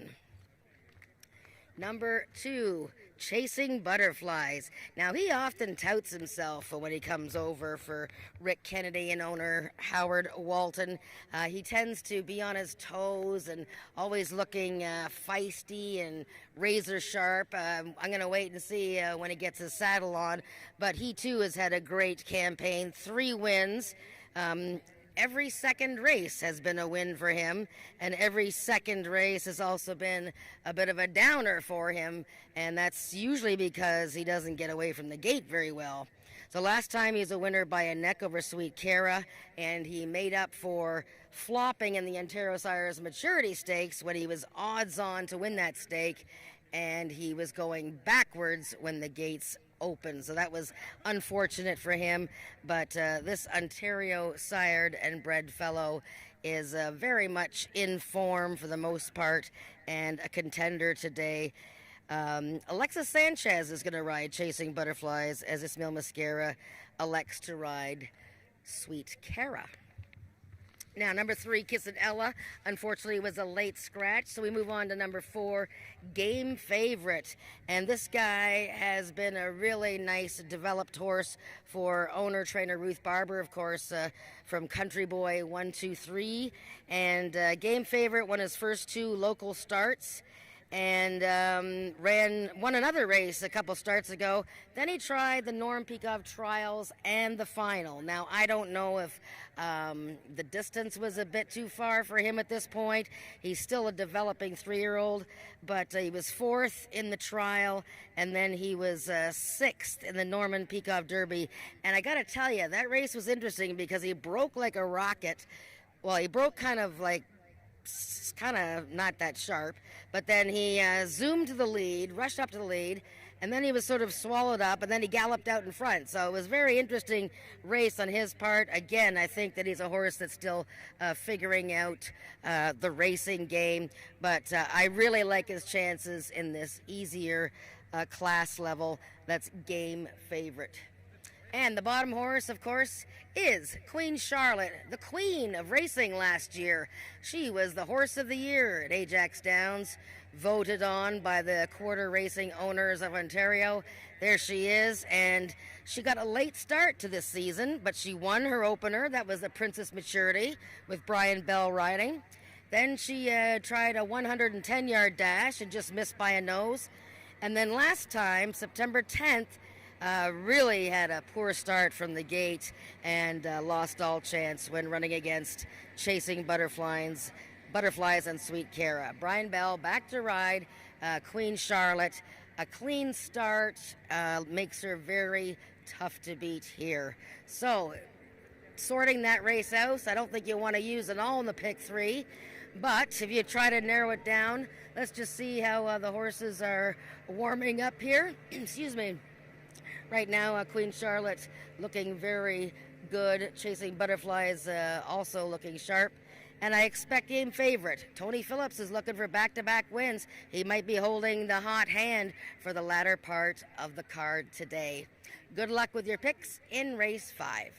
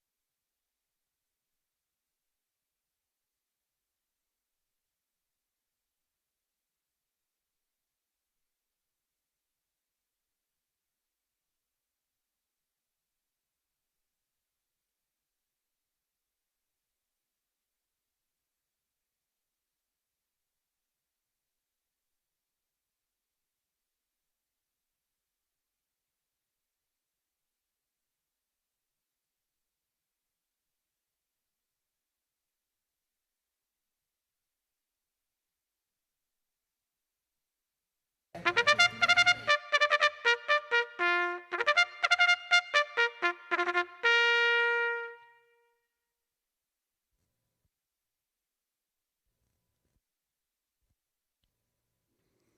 horses are now entering the track for today's fifth race. It's a speed index race for 3-year-olds and upward with an average speed index of 90 and under, or with a speed index that has never been better than 95, running for a purse of $10,000.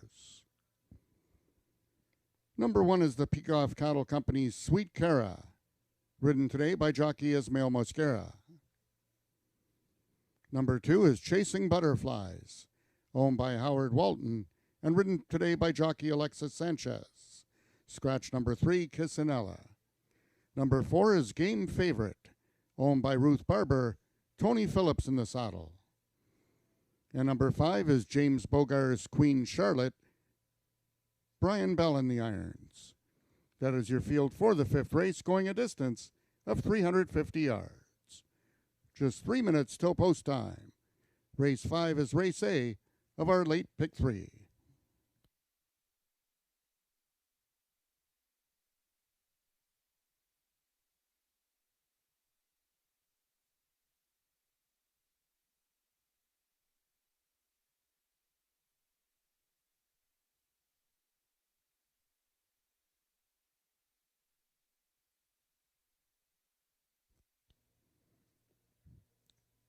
Ladies and gentlemen, just a reminder that live racing resumes here at Ajax Downs next Wednesday and the following Wednesday with our usual 12:55 post time.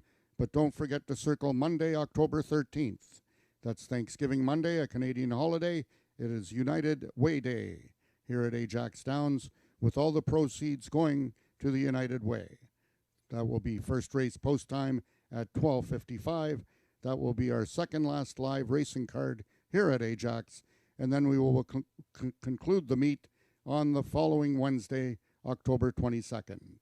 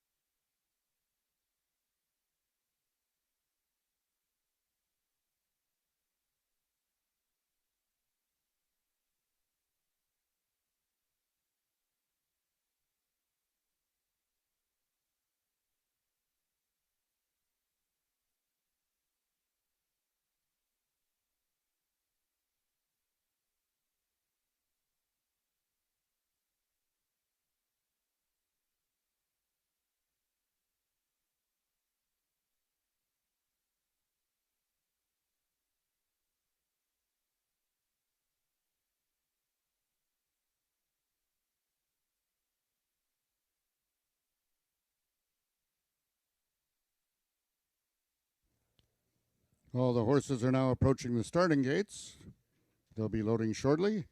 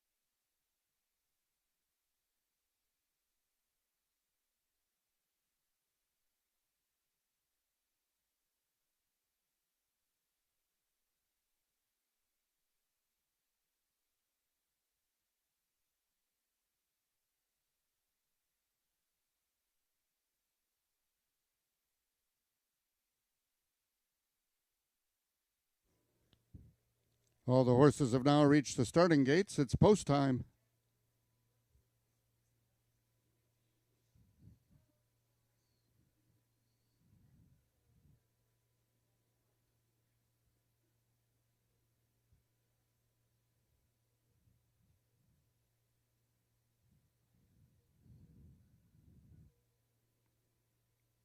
Number 1, Sweet Cara, goes in.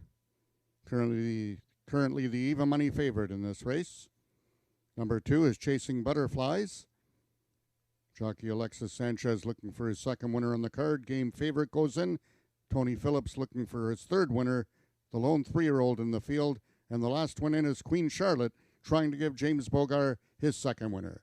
They're at the post, and they're off. Lunging at the start was Chasing Butterflies. Sweet Cara capitalizing, has the early advantage. And then it's both Game Favorite and Queen Charlotte trying to run her down, coming to the payoff. Sweet Cara still there. Game Favorite, and from the outside, Queen Charlotte. Queen Charlotte, it shows that she is a queen this afternoon. Game Favorite was second, and Sweet Cara finished third.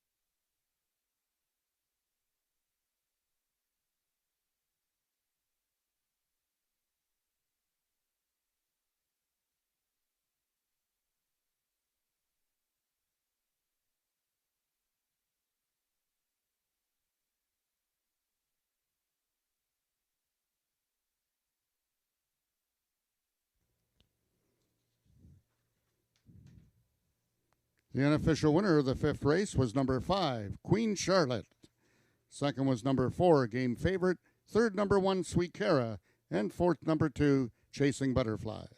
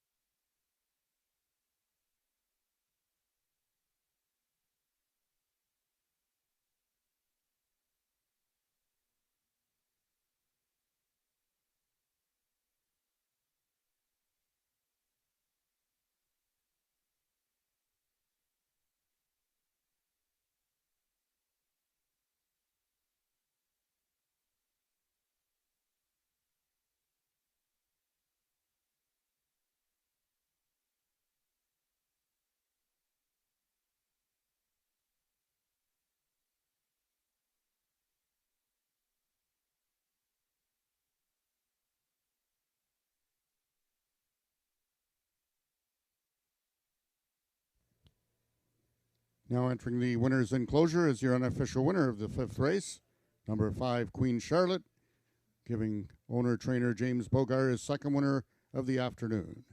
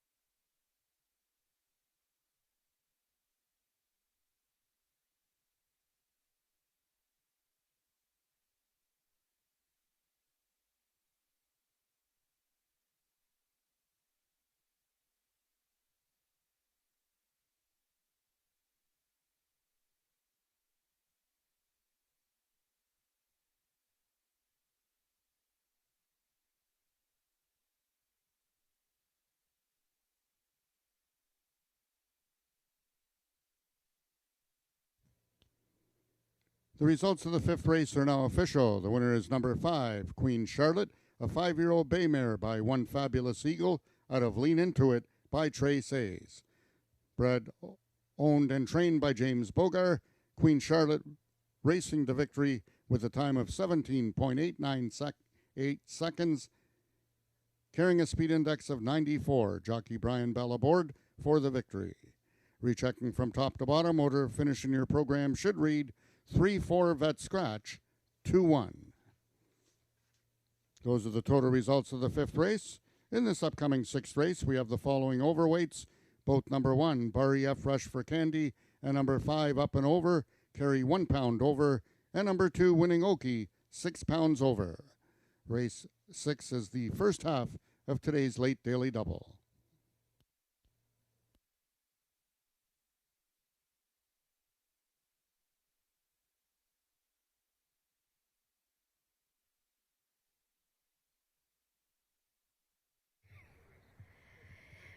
The Queen reigns again. Last year's Horse of the Year, Queen Charlotte, back in the winner's circle today following race 5, a very tough allowance event, and it took her a little while to get going, but she capitalized right at the end there, and that was her second win in 4 starts, setting her up nicely for the championship race coming up in October against all the other heavy hitters. Had to be Ivory and all that stuff.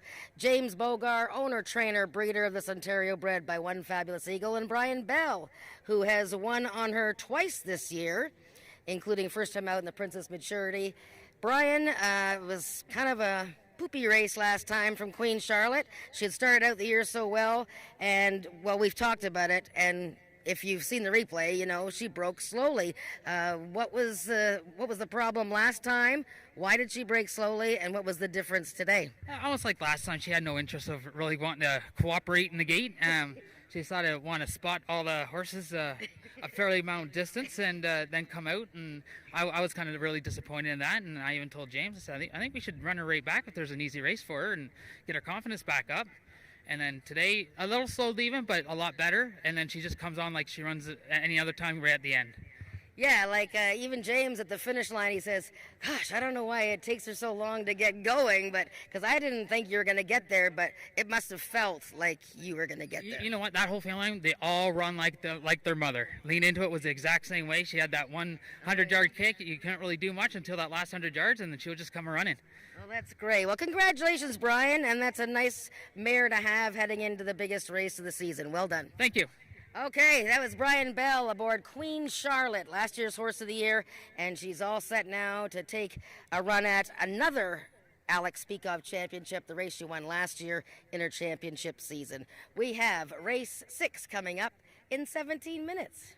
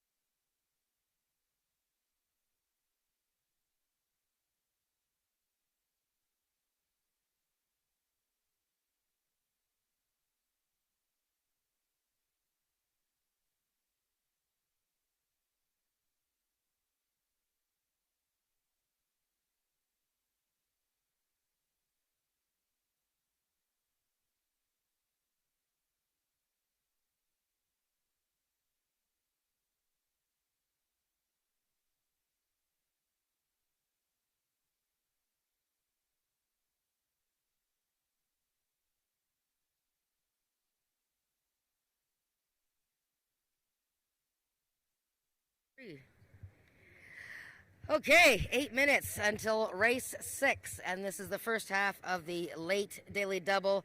And the last 2 races, boy, you're going to have your thinking cap on for these 2 events. The 6th race here, an allowance race for 3-year-olds and upward, Ontario sired, and horses that have not won since May 1st of this year and have raced here since May 1st. So interesting conditions there, and a wide open event.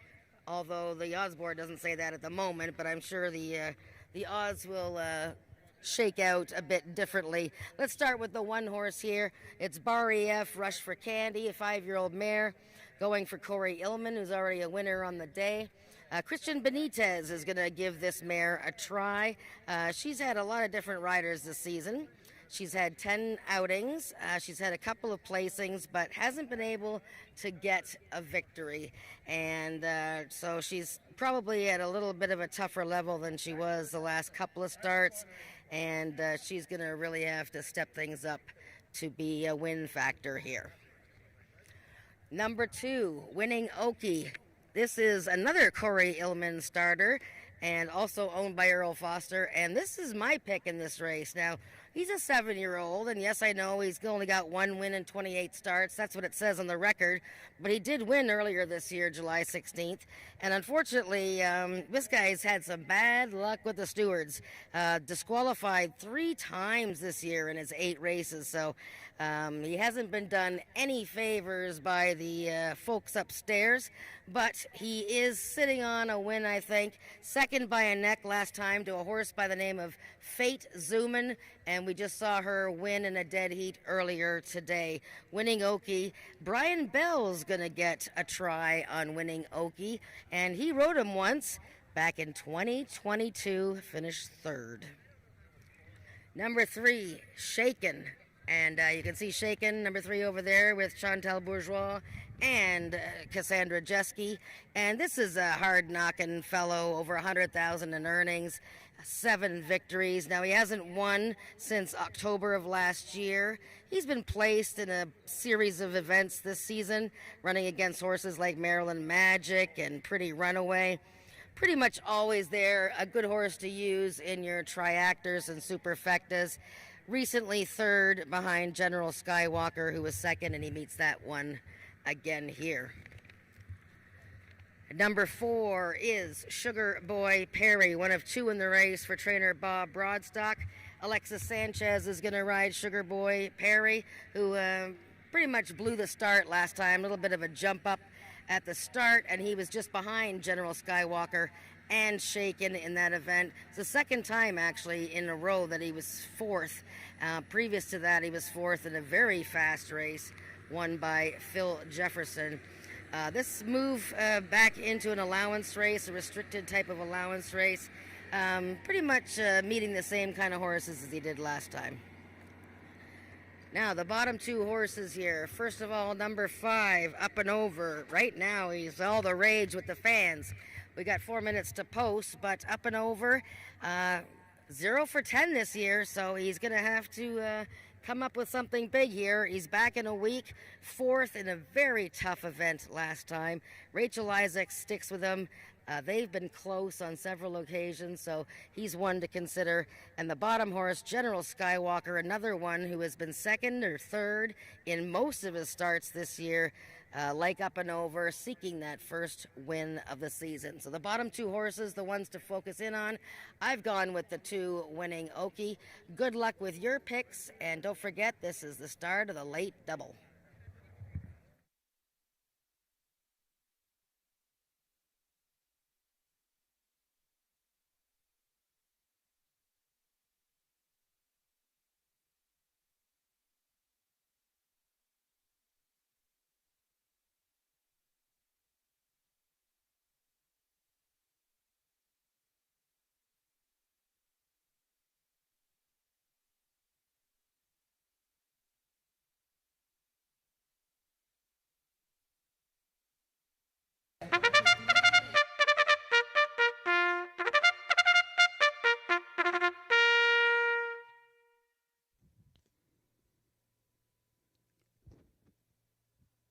The horses are now on the track for today's sixth race. It's an allowance for Ontario sired 3-year-olds and upward, which have not won a race since May 1st, 2025, and of which have started at Ajax Downs since May 1st, 2025. Running for a purse of $12,000. Number 1 is Burry F. Rush for Candy, owned by Earl Foster and ridden today by jockey Christian Benitez. Number 2, also Earl Foster's Winning Okie, the mount to Brian Bell. Number 3 is Shaken, owned by Chantal Bourgeois, Cassandra Jeske in the saddle. Number 4 is the Hesty Sport Incorporated's Sugar Boy Perry, ridden by jockey Alexis Sanchez. Number 5 is Up and Over, owned by Joe Tavares, Rachel Isaacs in the irons. And completing the field, number 6 is General Skywalker, owned by Marie Broadstock and ridden by jockey Ramiro Sanchez Castillo. That is your field for the sixth race, going a distance of 300 yards. Just 2 minutes till post time.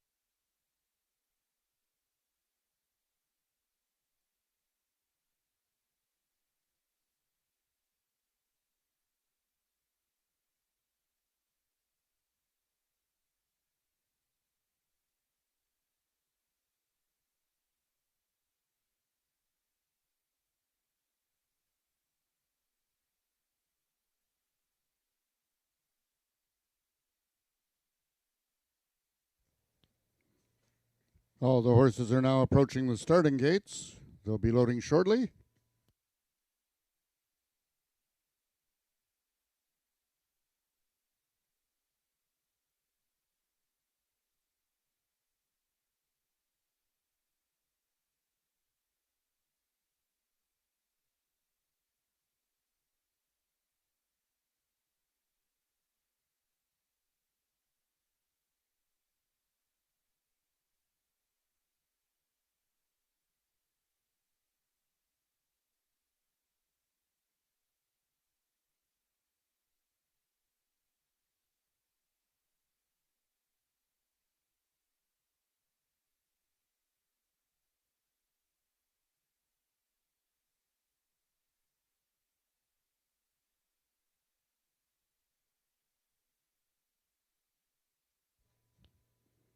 All the horses have now reached the starting gates. It's post time.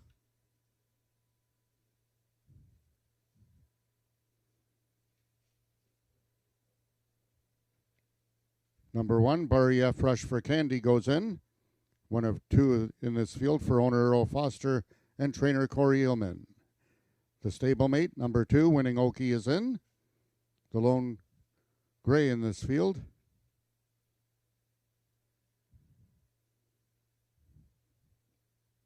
Next in, number 4, Sugar Boy Perry.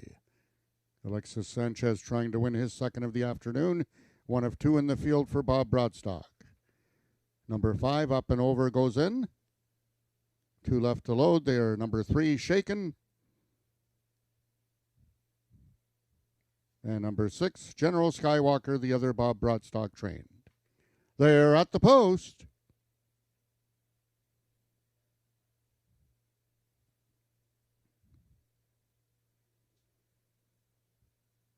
And they're off. Shaken gets out quickly in the center. Right alongside is Sugar Boy Perry. To its outside is Up and Over, and along the fence is Winning Okie, very game. Winning Okie, Shaken, Up and Over. Those 3 coming to the payoff. Who's it going to be? Picture time. We're going to have a win photo from a late closing General Skywalker and Shaken.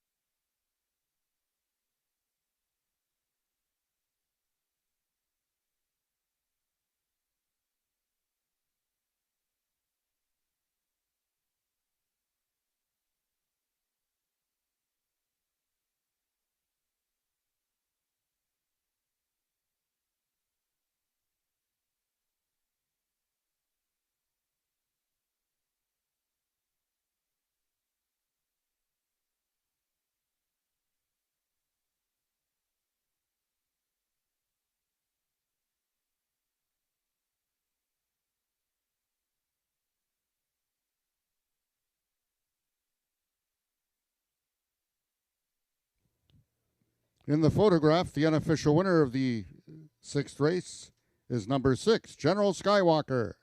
In the place photo was number 3, Shaken, finishing 2nd, with number 5, Up and Over, 3rd. 4th, number 2, Winning Okie.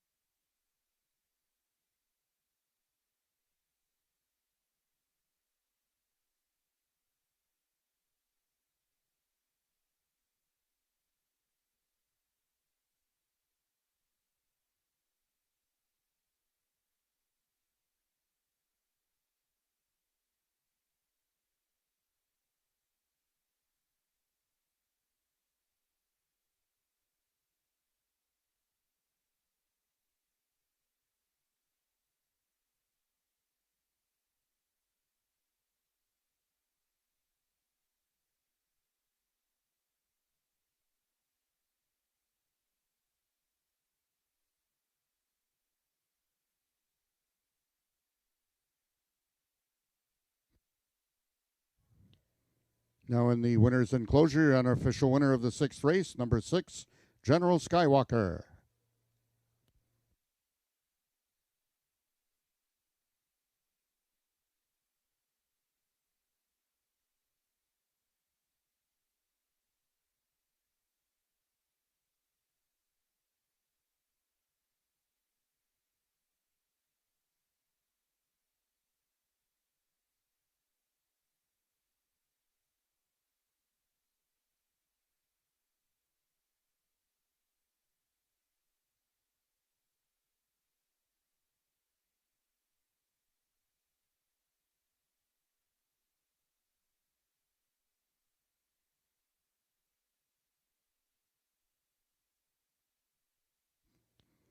The results of the sixth race are now official. The winner was number 6, General Skywalker, a 4-year-old sorrel gelding by Look at Magic's Form out of Katie's Award by Winner's Award.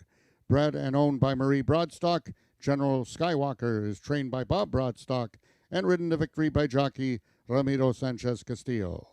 General Skywalker winning the distance with a time of 15.921 seconds, carrying a speed index of 80.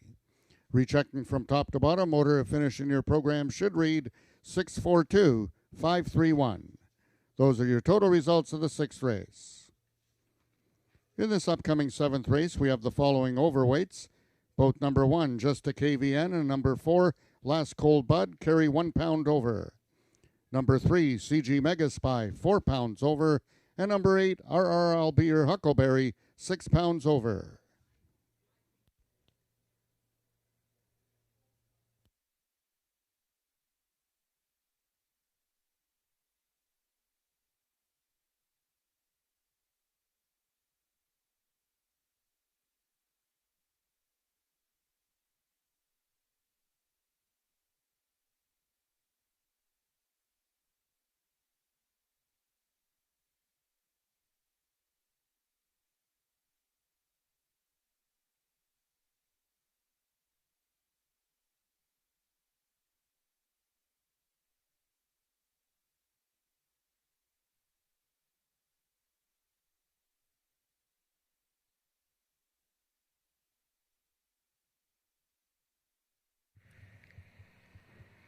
Whoa, the force was with number 6, General Skywalker.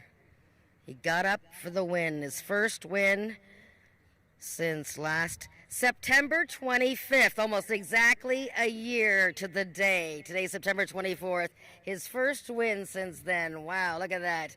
And kudos to Shaken, who's right there on the inside, and Up and Over, who was third. What a great race that was, and congratulations to Marie Broadstock, owner breeder. We have trainer Bob Broadstock with us, and jockey Ramiro Castillo, who rides Luke, General Skywalker, pretty much every time he races. What a guy, stakes winner as a 2-year-old. He's won a pile of races, but this year, Ramiro, just not quite getting there. What was the secret today to finally winning? You know, I think the last 3 races he ran excellent, no? I'm very lucky to go outside, the position outside, but today I think is the best performance. Now, did you think you were getting up to win? Because you were kind of the last horse to move and got up right there. Did you think you were going to get there? Yeah, for sure, no? Yeah? Yeah. Okay, well, he's a big guy, and he does cover a lot of ground, doesn't he? It's amazing. You know, this guy says always where the distance is better. But today, nice. 300, from good. Well, congratulations, Bob. It must have been a nice sigh of relief for General Skywalker to get a win. I mean, nothing wrong with picking up checks every time. I mean, he's got plenty of money in the bank from that. But it's nice for a guy like him to get a win. He deserves it. Yeah, he's one of the barn favorites. He tries hard every time. He had gait issues as a 2- and 3-year-old, but that hasn't been a problem this year. So we're really happy with him. We're happy with his performance all year long. And then today he finally got the other side of the photo and got the win. Did you think he was getting up to win? I was a little nervous for a few seconds there, and I thought, we got it. We got it at the end. So thank goodness he got there, and we're very excited. Well, very good. And again, thank you for a wonderful celebration for Ralph Pearson today. Everybody's been talking about how nice it was. Great video show there. And I think he'd be pretty happy with today's racing. For sure. Ralph was a quarter horse guy. He was a champion for all of us. And, we can't do it enough justice. So thank you to Ralph for everything that he dedicated his life to. Yeah. Well, congratulations, Bob and Marie, for the Skywalker, General Skywalker, getting that victory. We have the final race, race 7, coming up in about 15 minutes.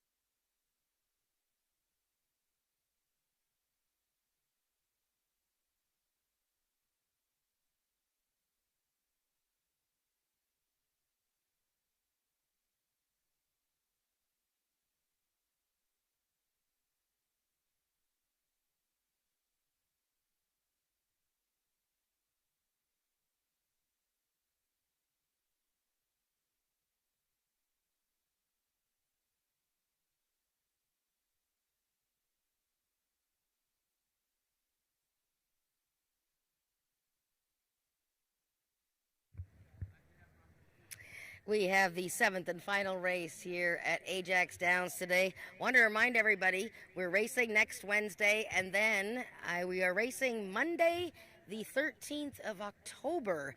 A reminder that that's Pumpkin Day, United Way Day, so we've got prizes, we've got pumpkins for the kids, they can decorate. We're going to have great racing. Remember, we still have about 4 major stakes races coming up on our last 4 racing dates. So 4 racing dates after today. And now Admiral Nelson is staring at me right behind me. I can see you, Admiral Nelson. He's always posing like that. Look at that. He is a poser.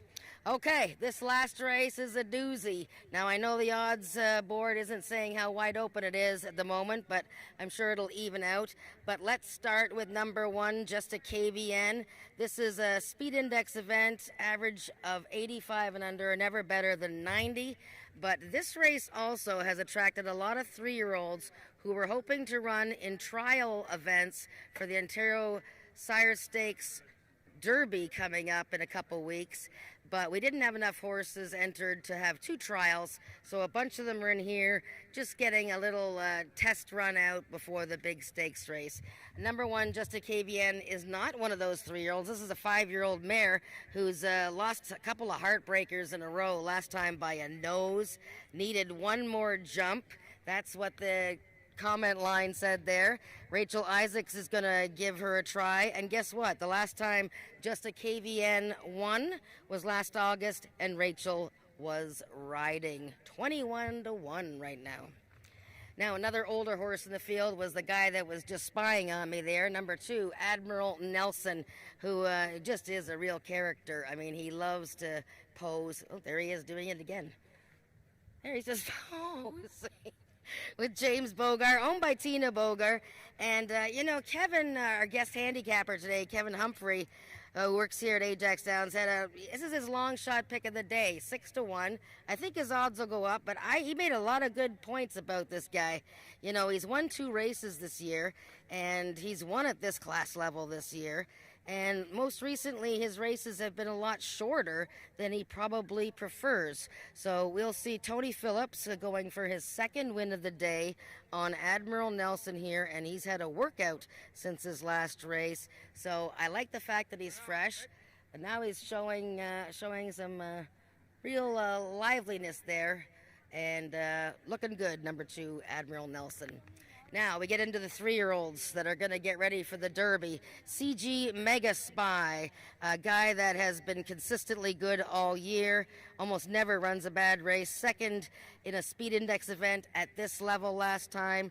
Closed ground, probably would like this 350 much better. JB Botello has been sticking with him. The horse was behind Last Cold Bud in a trial for the Norman Peacock Derby 2 starts ago, but I think the distance of that race got to him in the last little part there. Number 4 is Last Cold Bud, still holding strong as the big favorite, 1-5.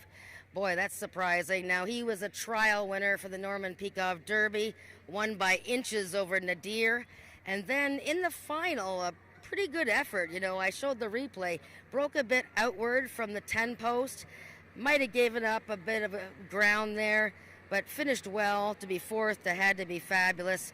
And that Norman Peacock Derby, of course, a very fast race. Sassy's Best has come out of that race to win her next start. So Last Cold Bud coming out of a very strong race. Number 5, Magic in Wonderland, was everybody's pick to win last time. She won a restricted allowance race over JJ Johnny Popper, who has since come back to win. She is in good form and improving right now. Alexis Sanchez picks up the mount on her. Then we have the Batman, who has been really good this year. 3 wins and 7 starts.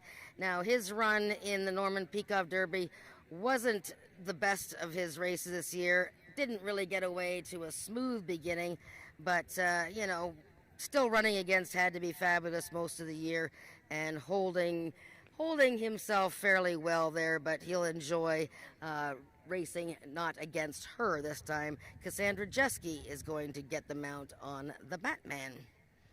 Another gray horse, Miss Silky Magic, number 7, a winner of 2 straight in June. And she's been on the edges in recent starts. Last time in a very fast race, 87 speed index, and she finished fifth. That was at this class level. The third place finisher that day has come back to win. And one of my favorite horses this year is on the very outside, RR, I'll Be Your Huckleberry. Consistently good fellow. Don't worry about his last race at 110 yards. He really didn't come out of the gate properly at all that day. And before that, he was second to Ivory Queen in a class level lower than this one. He does move up in class off of that race, but he is a pretty consistent fellow, so use him in your supers and tries. Wide open race here. I know the odds board says Last Cold Bud's 1-5. I don't think he's a 1-5 shot. I think he's more like a 9-5 shot. But lots to choose from here. Good luck with your wagers, and we'll catch up with the winners in a few minutes.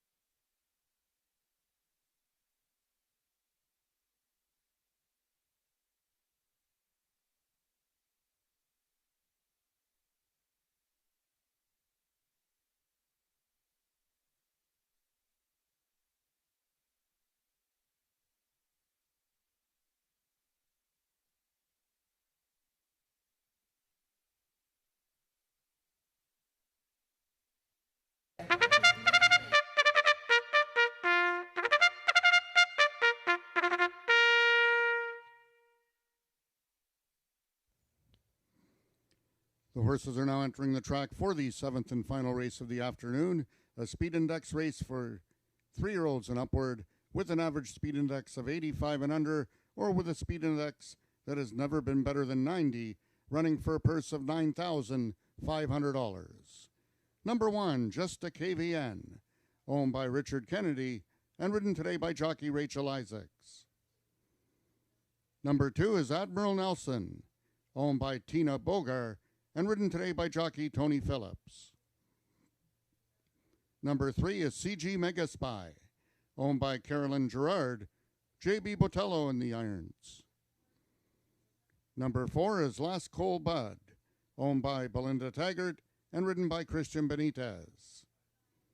Number 5 is Richard Kennedy's Magic in Wonderland, ridden today by jockey Alexis Sanchez. Number 6 is The Batman, owned by the partnership of Scott Reed and John Wilson, and ridden today by jockey Cassandra Jeske. Number 7 is Miss Silky Magic, owned by Emily Obu, Ismail Mosquera aboard. And completing the field, number 8 is RRL Beer Huckleberry, owned by Jennifer Zarowski and ridden by jockey Brian Bell.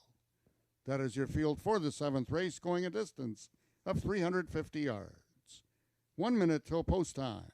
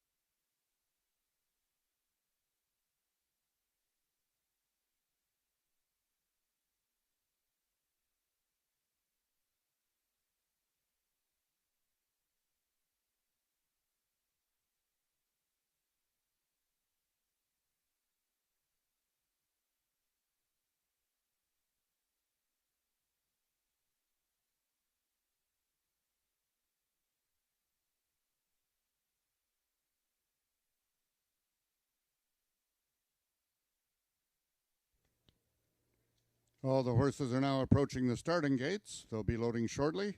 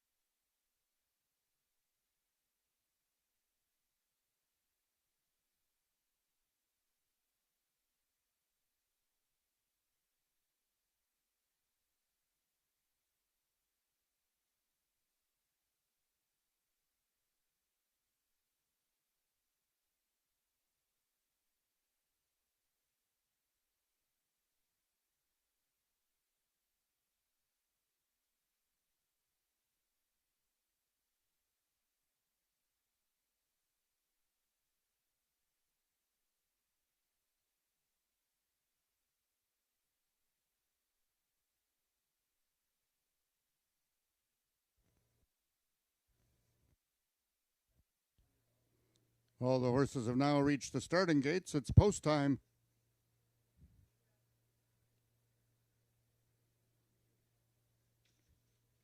Loading first is number 7, Miss Silky Magic. One of 2 in this field for Jason Pascoe.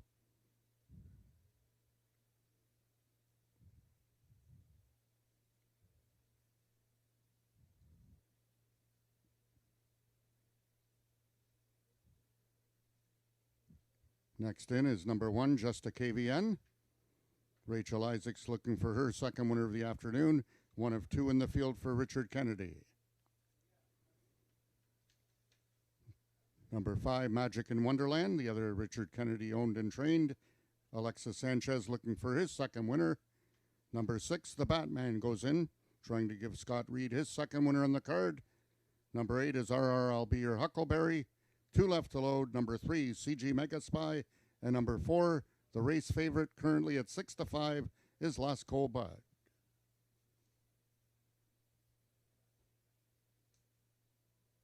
They're at the post. And they're off.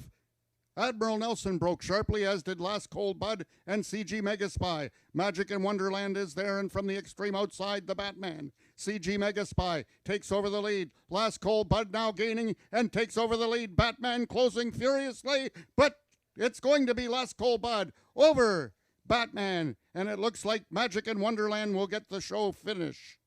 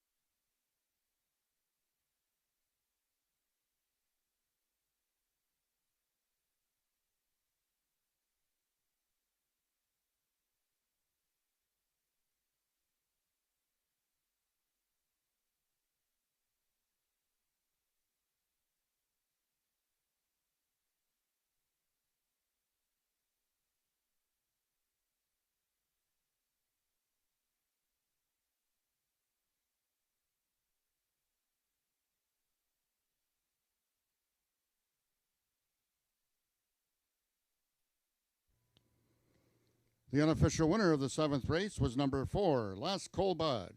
Second, number 6, The Batman. Third was number 5, Magic in Wonderland. And fourth, number 3, CG Megaspy.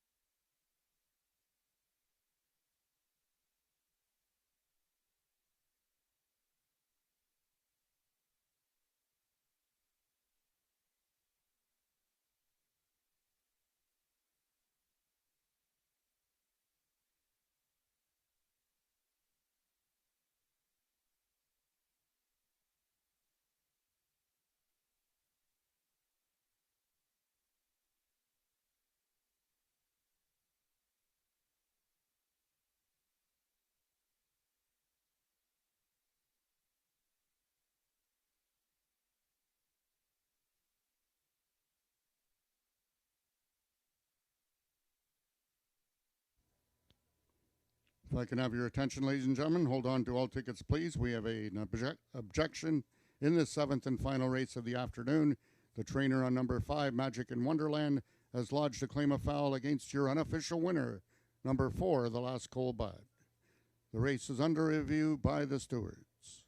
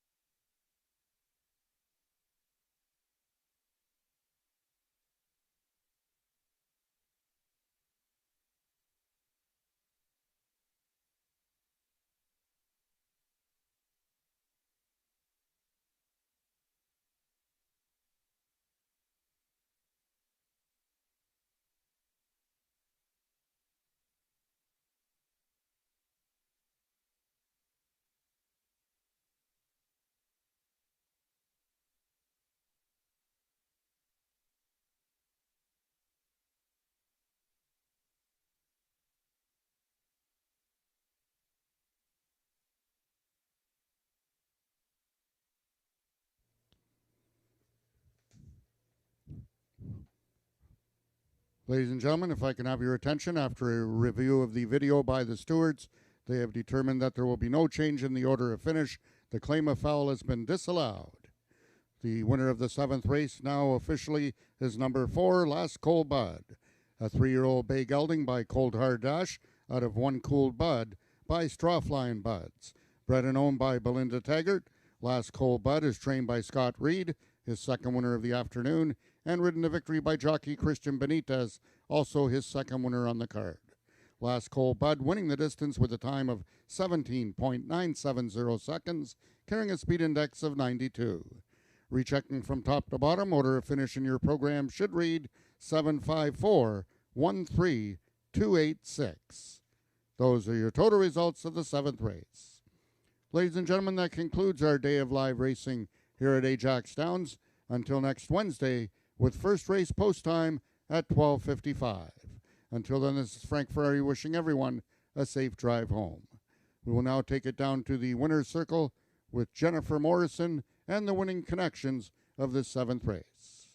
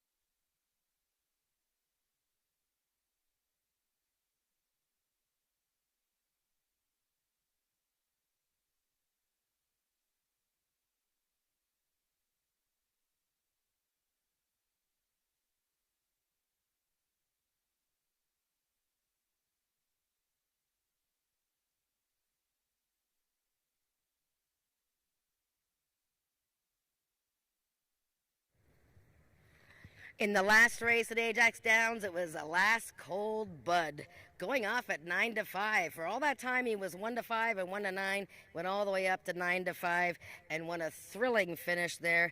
Little bit of a wait because there was an inquiry, but in the end, he stayed up. Owner breeder Belinda Taggart joins me.